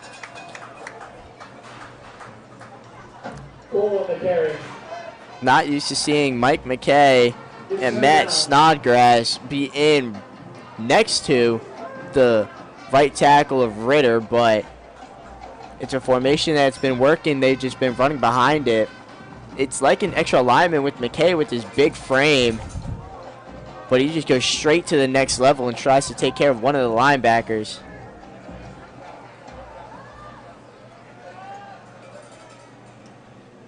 So here they go with Gore now, and he gets met immediately by Messiah Jews. So it's 4th down and 5. And Ward's going to leave the offense out there. I mean, why not? You're at the 30, so it's not terrible field position if you don't get it, unless you take the sack. But you cannot take the sack here if you are Knoll. Right, you just got to be smart. You got to know who you're going to. Internal clock's got to be going pretty quick. You got to know when to get this out, when the edge rushers are going to be coming after you. But Coach Ford's had confidence in his offense all game. There are no safeties help, but a lot of the linebackers up, and he fires a strike, but it's broken up. Looking for Morozov, and he had him, but it was just a great play near the end as he was just started corralled by Bo Vaughn. The DB there for Gilman just made an absolute great play on the ball. Yeah, beautiful. I mean, good pass by Knoll. Morozov had his hands on it, but Vaughn just basically just kind of peanut punched it out of there. So Gilman defense again with another strong stand on another Calvert Hall good offensive drive. Calvert Hall really just hasn't been able to finish any drive besides the one deep play. I mean, that was another great ball from Knoll right on the money to Morozov, but just better defense. And sometimes you got to tip your cap to the other team, and Knoll's got to just do that. So Seal just dumps it off to Jews, and he's just trucking through guys. Pass complete to Jews for a gain of 9 yards, 2nd down. Messiah Jews just running through Cardinal defenders, getting a gain of about 9 on that one. And from where he caught that ball and where the first defender hit him, I would not have assumed that. No. And Gilman offense is, it's not for a lack of trying that they haven't been able to put many points on the board. I mean, really, their players aren't going down. They're putting their head in, or their feet in the ground and just moving forward. So this time they hand the ball off. They try and give it to Trusty, but he gets taken for a loss of 3. Calvert Hall defense has just been playing stellar today. Swarming the ball, tackling when they need to. Good coverage as well. So it's 3rd down and 4 from the 36. We've just reached under a minute left in this 3rd quarter. It's going by really fast. Gabe Cortile puts Goodale in motion. And he's just going to dump it off, but it's going to be incomplete, just too high for Trusty. It's going to be 4th down, and Gilman got a decision to make, and they decide to bring out Suriel. Yeah, you could think about going for it here, but you're only down 4. That's really not much. Your offense hasn't been able to do anything, especially on long to-go situations. So I like this idea to punt. Your Gilman defense has looked really good at just making stands when they need to. They've been really pulling out the bend, don't break philosophy here. Suriel with the high punt. It just stops up at the 35-yard line where it goes out of bounds. That's where the Cardinals are going to start. At the 35-yard line, 1st and 10, Cardinals. you're Oliver Knoll. I mean, the last drive got stopped at the 30 because of a great defensive play by Bo Vaughn. In the previous drive before that, it was intercepted, but they have not been bad balls. It's not Oliver Knoll's fault for most of these plays, to be honest. He's been leading his team down the field behind his arm because the run game has just not been working as well as Coach Ward would have hoped going into this game, but it's been working, and just hopefully the next couple of drives they can put some points on the board to strengthen this lead. And that time, number 25, Anton Manning, was offsides. Tries to jump the snap count, so it's going to be 1st and 5.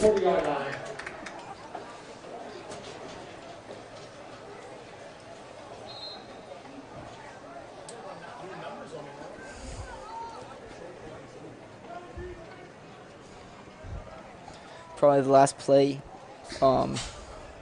in the quarter here for the Cardinal offense.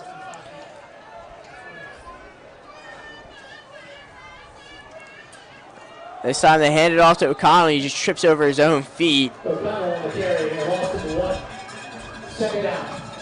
Yeah, it looked like the turf monster got him there. I don't know if he tripped over his own feet, the turf, Knoll. He just fell. But it's fine. 2nd and 5. That's where that penalty helps a lot for the Cardinals. And they're in no rush. They're going to take this down to the end of the quarter. They're just going to flip the field about 20 yards. That's the end of the 3rd quarter. Your score, Calvert Hall 7, Gilman 3. Ball is going to be moved 22 yards to the other side of the field as we're going to head to the start of the 4th quarter. Still no scoring. And this is an interesting fact, Owen. Calvert Hall, this entire season, has scored 0 points in the 3rd quarter. Really? Really. All their points have been 1st, 2nd, or 4th quarter so far this year. I don't know how that's possible. Right, I feel like even if you were trying not to score in the 3rd quarter, it'd be pretty hard to. But hey, if you're winning games, doesn't matter. I was just thinking, I was going through my mind and the motions about it, just looking at all the box scores. I mean, they scored 42 against Curley in the first half alone. There was no more scoring. Yeah. We were for that game. Yeah. And then the next week they had Spalding, lost pretty badly. So I'll say that's fair. Then LaSalle again. Then MSJ scored 0 points. They scored a lot of points in the 4th quarter and the 2nd quarter in that one. And Knoll's first pass of the 4th quarter is going to be intercepted. His 2nd interception of the game. Isaiah Trusty, the linebacker, intercepted that route and took it down all the way to the 3-yard line. Isaiah Trusty, the linebacker and the running back, he got his hands on that one. And he's fast running downfield. Good job by Calvert to prevent the touchdown, but defense got their work cut out for them. Looked like Knoll was trying to do an RPO, run pass option. Decided to keep it himself. Tried to make a quick throw. Not the best decision. It went right into the hands of Trusty. We'll see if they let Trusty get a touchdown here. They have him in the backfield from the 3 yards out of the end zone. And I was wrong. They bring back Brian Curtis, but the first play he hands it off to Trusty, trying to finish off his interception. No gain, 2nd down. But he gets stopped for no gain. And I would have to assume that this was going to be Gilman's idea the whole time. Maybe not, because the offense, yes, it had some more life under Cora Teal, but still not that much movement on the field. So they're going to bring back the freshman Brian Curtis to try and bring Gilman. Yeah, and you bring in that element of a running quarterback in the red zone, it makes it a lot more scary. This time it's a handoff. They go for Aiden Johnson, who gets stopped at the 1-yard line, so it's going to be 3rd and goal. A gain of 2 yards. Cardinal fans on your feet. And now Messiah excuse me, not Messiah, Isaiah Trusty jogs out onto the field, and Johnson's coming out, so I'm just going to assume it's going to be a power run for Gilman here. Yeah, two-ish yards out of the end zone. So you assume maybe just not I formation, but might just give it with the Trusty inside zone type run. They motion Jews to the left side, and that's where they're going to run the ball. And he's going to get stopped. Sean Parker, first one there. And Luke Spiker was the one that finished the stop. So it's going to be 4th and goal from the 1. This would be huge for the Cardinals defense. First and goal from the 3. Crazy. It would be crazy. Gilman looks like they might take a timeout. They do. Yeah, I mean, even just stopping them for 3 plays from the 3 is insane, let alone if they can get them for a 4th here.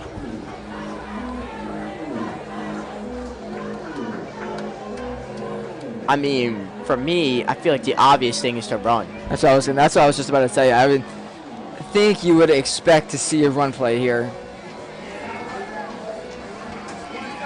But you never know.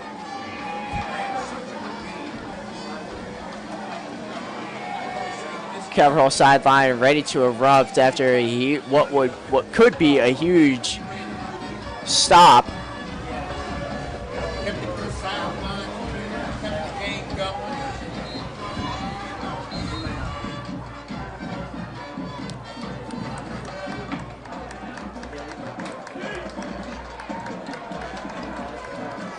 Gilman setting out their same guys. I kind of like what they're doing here. They're spreading out the defense a little more. That's basically 2 defenders out of the play. Yeah. We got some big blockers, Messiah Jews, and number 12, Colin Danielsick. And they're going to give it to Trusty. Wow. And what's the call?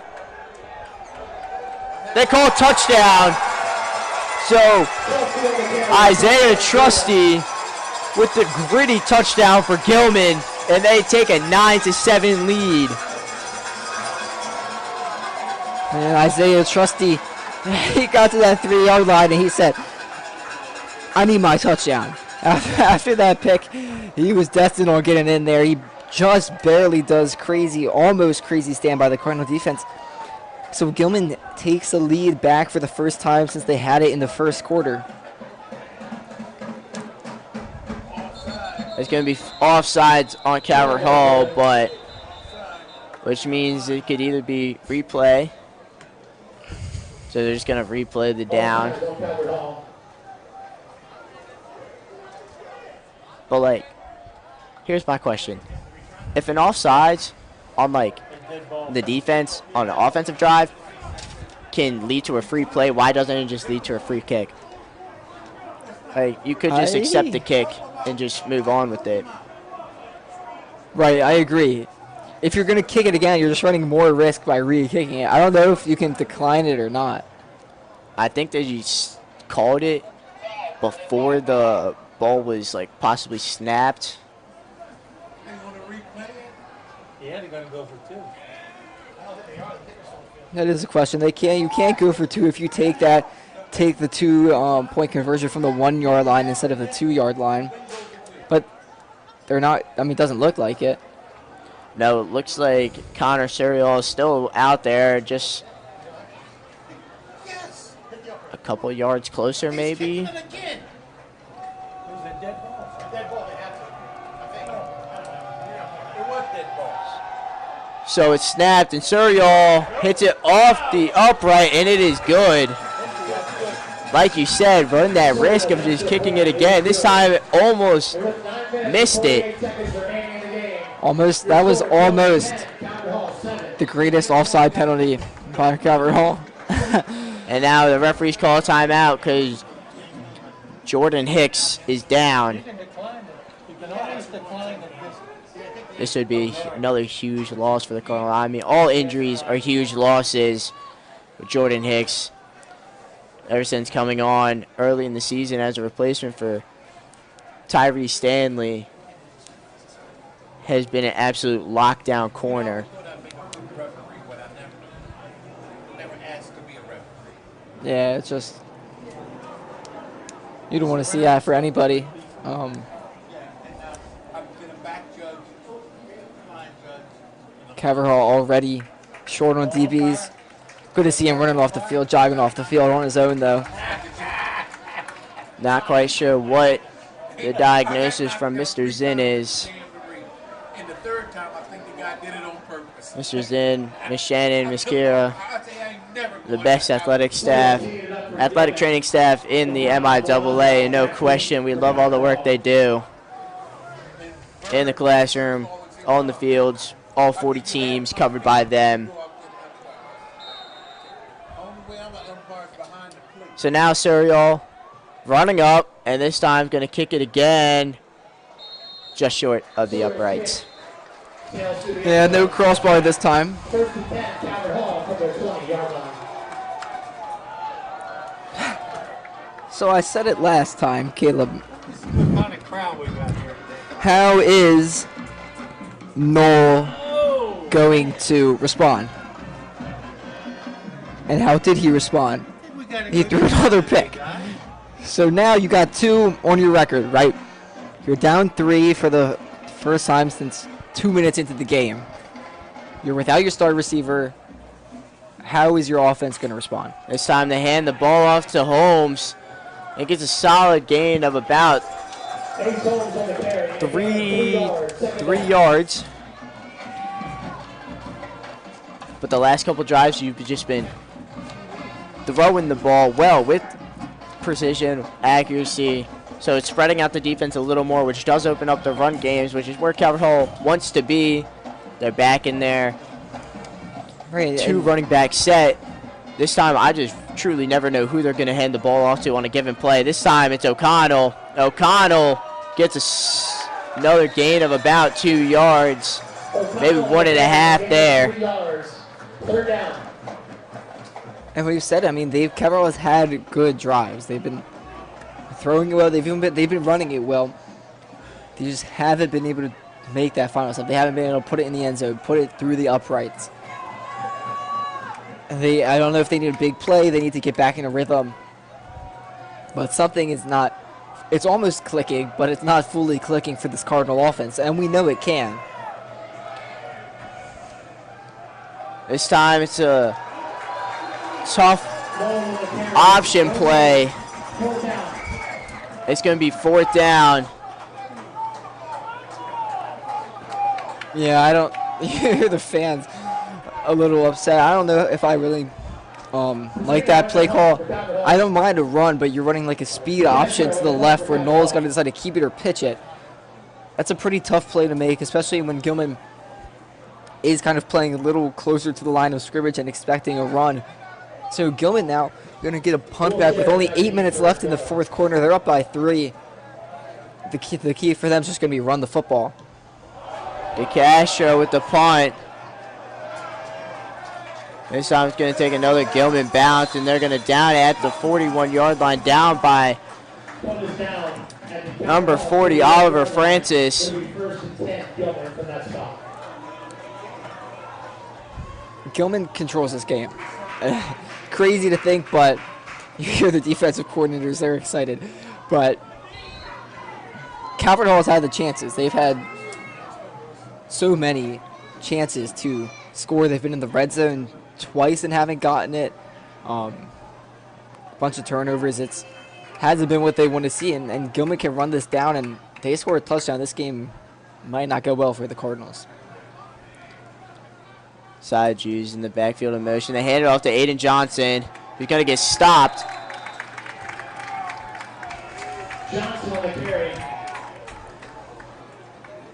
Oh, really? Calvert Hall defense has been playing great. They've been playing great. Yes. Oh, and I also want to point out one fact. This is wild. Gilman has 10 points. You know how many yards they have on those scoring drives? Total yards combined on those scoring drives. It's probably like 6. It's probably something like that. It's 7. Yeah. They have 7 yards. They have 7 yards of offense on their scoring drives. They started at their own 19, made 4 yards, and then got it a field goal, and then they were at the 3 after the great return. This time Xavier Melvin getting pressure on Brian Curtis, and he just has to throw it away. Curtis's pass sails incomplete. Melvin on the pressure for Calvert But yeah, Hall. Gilman scored. They had 4 tries from inside the 3, and they got it by maybe half a football length on 4th and goal. So the Calvert Hall defense has not been the problem at all this game, and it's starting long again. They're even behind the 6 at this point now. Yeah, they've been great. Even the field goal drive where they started at where Gilman started at the Calvert Hall 18-yard line, the Cardinal defense was great. They've given up very few, probably less than 100 yards of offense to the Greyhounds, maybe even less than 50. But field position matters in football, especially at the high school level. So now they're going more blitz, and then they have the blockers in front. And we're going to see where he spots him, and they're going to give him the first down. Curtis's pass complete to Marcus Sermon. Wow, great play. Just a little wide receiver screen. He's coming across. Had blockers downfield. Good job just to read those blocks, find a space to run. Just barely get past the sticks. 6 minutes, 45 seconds left here. Gilman will take as much of it as they can. On those plays, you can normally tell when it's going to be a screen, when the offensive linemen kind of just forget about their assignments, and they'll have easy rushes to the quarterback. Curtis did a good job staying strong and delivering a strike to Turpin, who did the rest of the work, and this time they're going to hand it off to Johnson, who only gets a gain of about 2. But there's under 6.5 minutes left. It's kind of crazy to think that Gilman might be in field goal range. Right, we saw him make one from the 35. Yes, that was off the stick. Now that yes, is there was no controlled blockers. environment, but they're 6 yards closer. I mean, by the time the ball would actually, if they were to get stopped I guess right that is now, true. Right now, it would probably be right at the 35. exactly. So you don't know, but a couple more yards for Gilman, Yeah, a they couple might be more. more comfortably in Surreal's field goal range. So they hand the ball off to Johnson. He tries to get to the outside, and he cannot. Travis Farthing making a great open field tackle. It is. It's besides that third down screen for Gilman, which was a good play. It's just been negative play after negative play due to this Cardinal defense. I mean, they are just flying to the ball. There haven't been a lot of missed tackles for Calvert Hall, which is something that all defensive coordinators love to see. Like, it's for them, I can't lie. I think this is going to be a great film session for them after this game. Yeah, I agree. It's working. The score may not show it completely, and Coach Ward might be a little bit disappointed if this game were to not go Calvert Hall's way. Again, there's still 5 minutes left, and Gilman calls a timeout. So that's Gilman's second timeout of that game. Well, quarter. So they only have one timeout left. Calvert Hall still has it looks like Calvert Hall used one at the 8-minute mark in the third quarter. So they have 2. Gilman has 1. Right, but you can make the argument this could be the most important and impactful play that the Gilman offense has had so far this game. I mean, you get a first down here, you're almost guaranteeing a field goal, plus you run that clock down to 3-minute mark at the least. We'll see what Gilman coach and this offense for Curtis has drawn up here. So it's 3rd and 10. See if they just try to get a field goal range. They hand it off to Johnson. Gets past a couple guys, but then gets taken down by Corbin Hicks. Shot by Jordan Hicks. Hicks with the stop. It's a loss of 1, so it's 4th down. It's 4th down. And this is going to be interesting. We're going to see how this ends up going. Connor Surreal is out there for what is about 50? a 49-yard field goal. Right. I saw him make one from the 35. He had this much room to spare. We'll see if he can do it in a game environment. Calvert Hall, I would have to assume, going for the block here. And a kick from Suriel is up. And it is good.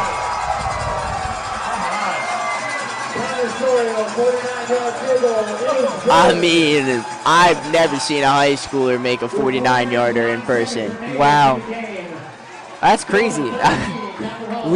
It's crazy. We've been hyping him up all game. And like I said earlier, kickers have an impact in games. And you see it right there. So the Greyhounds take a 13-7 lead. It doesn't help them out a lot, but it makes it so that Calvert Hall needs a touchdown. Right. Field goal to tie it going to OT. That's not going to work. 30? So Calvert Hall's got. They have 4 minutes and 9 to get a seconds touchdown. because, I mean, I'm gonna put my money down on it being a touchback. I just am, unless he tries something different.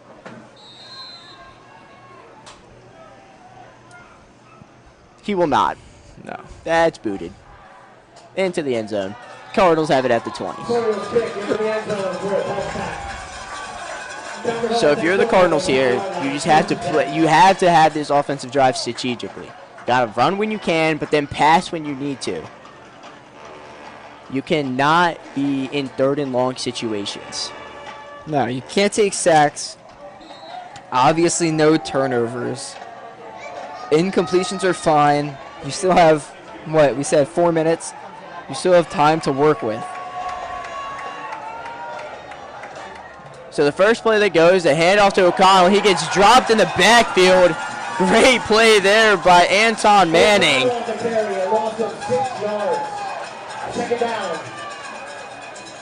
That was a very negative play. That's almost the sack, basically. Yeah, clock's still running.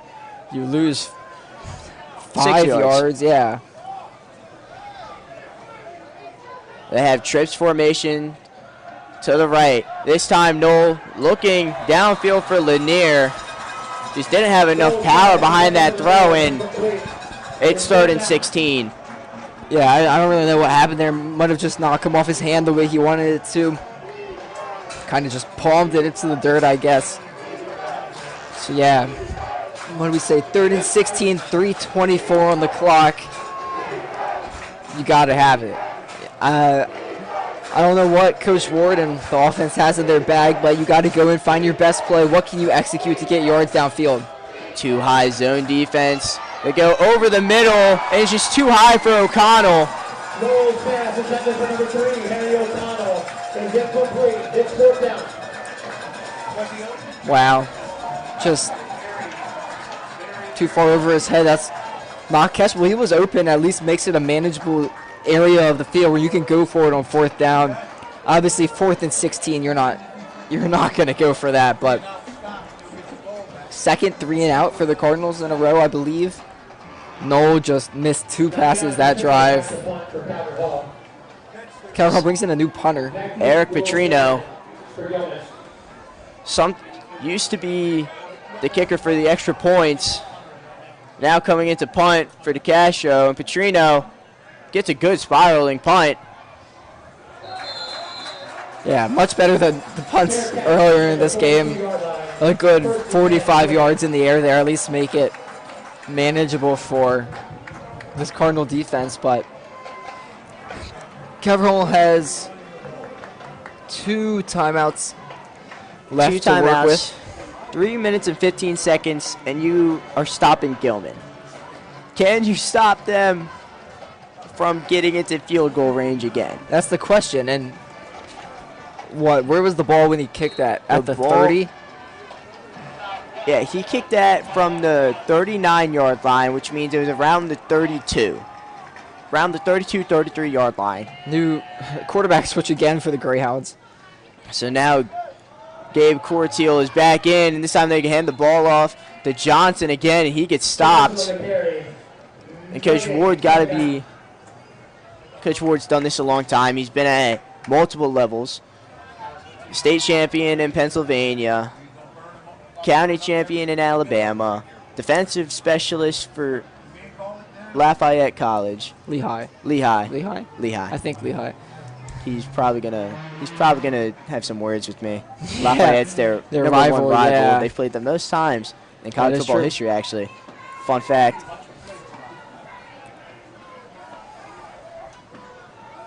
So it's another run for Johnson. Again, he gets stopped. Johnson on the carry.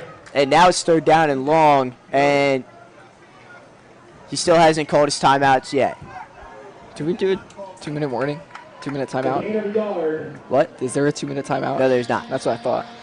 So, right. So you're stopping the clock twice. And that's really it, unless out of bounds and completion. A field goal from here would be one that not even an NFL kicker is 100% on. That would be about No. 50. Even the last one he made is not 100% in the NFL. Yes.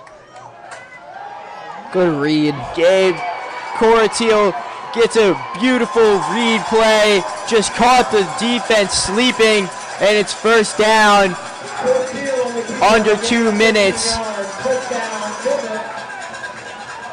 Cortiel's first run of the game decides to pull it. Calvert Hall totally bet on that at Cortiel. Easy. Shout out number 4 on Gilman. Anthony Onolapo. That's right. He was running downfield, he had his hand up. He's like, throw me the ball. The ball's not coming, but he was dragging like 2 defenders with him downfield. Sets up that gap on the right side for Cortiel to run him. Gilman now in a really good position. You can only stop the clock twice. They go again to Johnson. Spiker makes the tackle immediately. So now the timeout is first called by Ward. Timeout, Calvert Hall. That's their second charge timeout of the half. Only a minute 15 left. Here, Gilman, run another play, timeout, then run another play, let the clock go down as low as it can, and then go out to kick. Field goal from here basically wins it. Calvert Hall's got to play for negative plays and for a turnover. It's really the only way they get themselves in this game.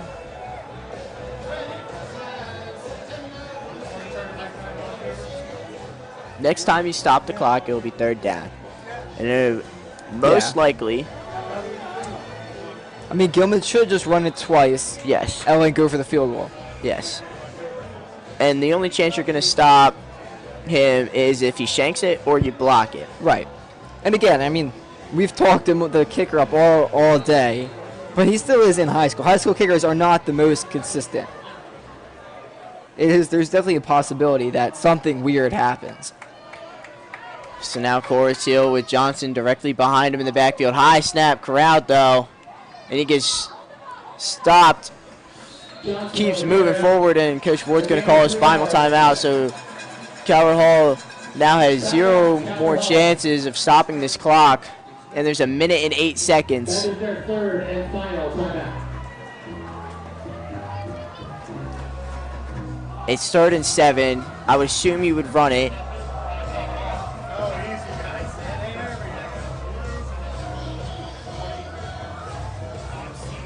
I mean, we've seen crazier plays just last week. Calvert Hall scored with 20 seconds left. It was to make it a 7-0 game against St. Mary's, and St. Mary's scored with 8 seconds left.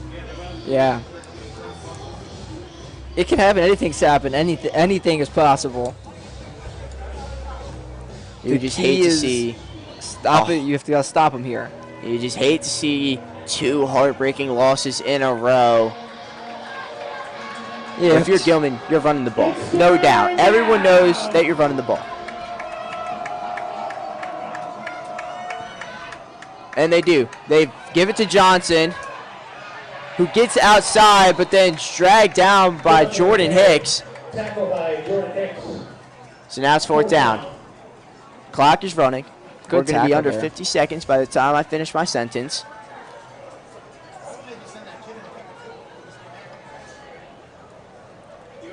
The ball is at the 28-yard line.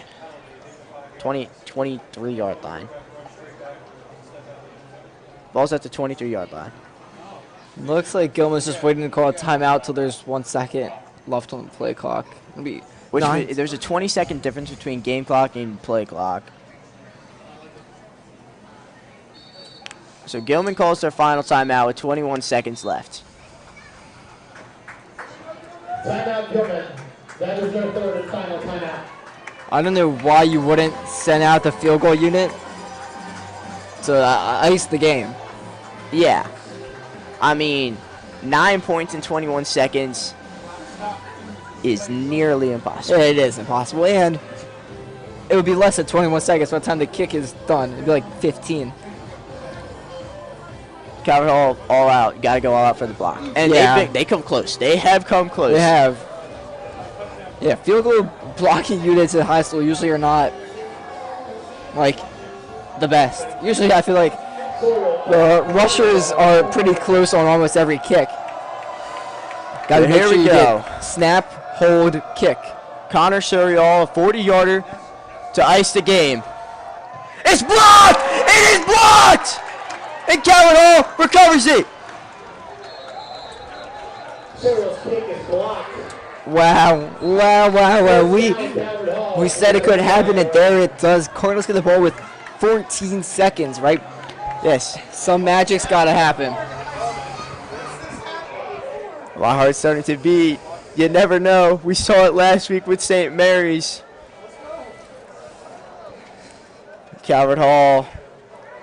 One play out of bounds, possibly two, and then you just gotta pray. I mean, Gilman let no one behind you. They're playing currently 3 guys really deep, basically cover 4. Yeah. That's no the way to sacks. go. Noel running around a little too much. He finds Holmes. He can't get out of bounds. It'll be close. They do not snap the ball in time, and the Gilman Greyhounds defeat the Cardinals 13-7. That is the end of the game. Your final score, Gilman 13, Calvert Hall 7.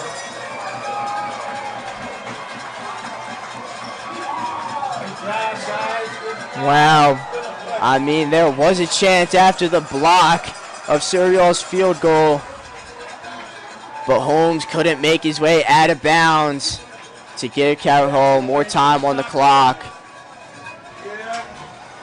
And Calvert Hall is going to fall to 4-4 on the season, 2-3 in conference. And Gilman's going to go to 4-5 and 2-3 in conference. Gilman faces McDonough next week. The longtime rivals face off in their final regular season game. And the Cardinals are going to have to just forget about the last 2 weeks and get themselves ready for Concordia Prep. Yeah.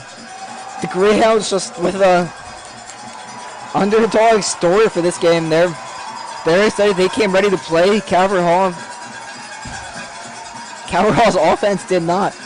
Shout out Gilman's defense. They played extraordinary. So did Calvert Hall's, but crazy. I mean, big kick, 50-yard field goal to put them up 6. With that, again, that kick wouldn't have really mattered because they were up before he made that kick. So I don't know. Calvert Hall couldn't get much going offensively. A big loss to their team. That as can be seen today with the loss of Chris Hewitt. Hopefully he can come back. It does make you wonder soon. what the offense could have looked like Yeah. with him. They had been using him out of the backfield as well. More elusive, fast, quicker than everyone on the team. Right, a different weapon that you can use. But shout out Gilman, they played well. Their offense didn't do much. They did what they needed to do. Special teams did well, and the Greyhound defense was really the MVP of this game. Yeah, both teams' defenses playing lights out, but Gilman just had a little bit better field position, and that's all it came down to. Starting at the 19 to get your first points, and then starting at the 3 to get your touchdown. That's a recipe for disaster for the Cardinals' defense. I mean, they almost stopped them, but it's a very, very tall task to ask your defense to make 4 stops from inside the 3. Yeah. But they played their hearts out. That's all you can ask for. You just got to get ready for Concordia Prep. Forget about the playoffs for now. You just have to focus on the next game, and then eventually the Turkey Bowl as well, biggest game of the year.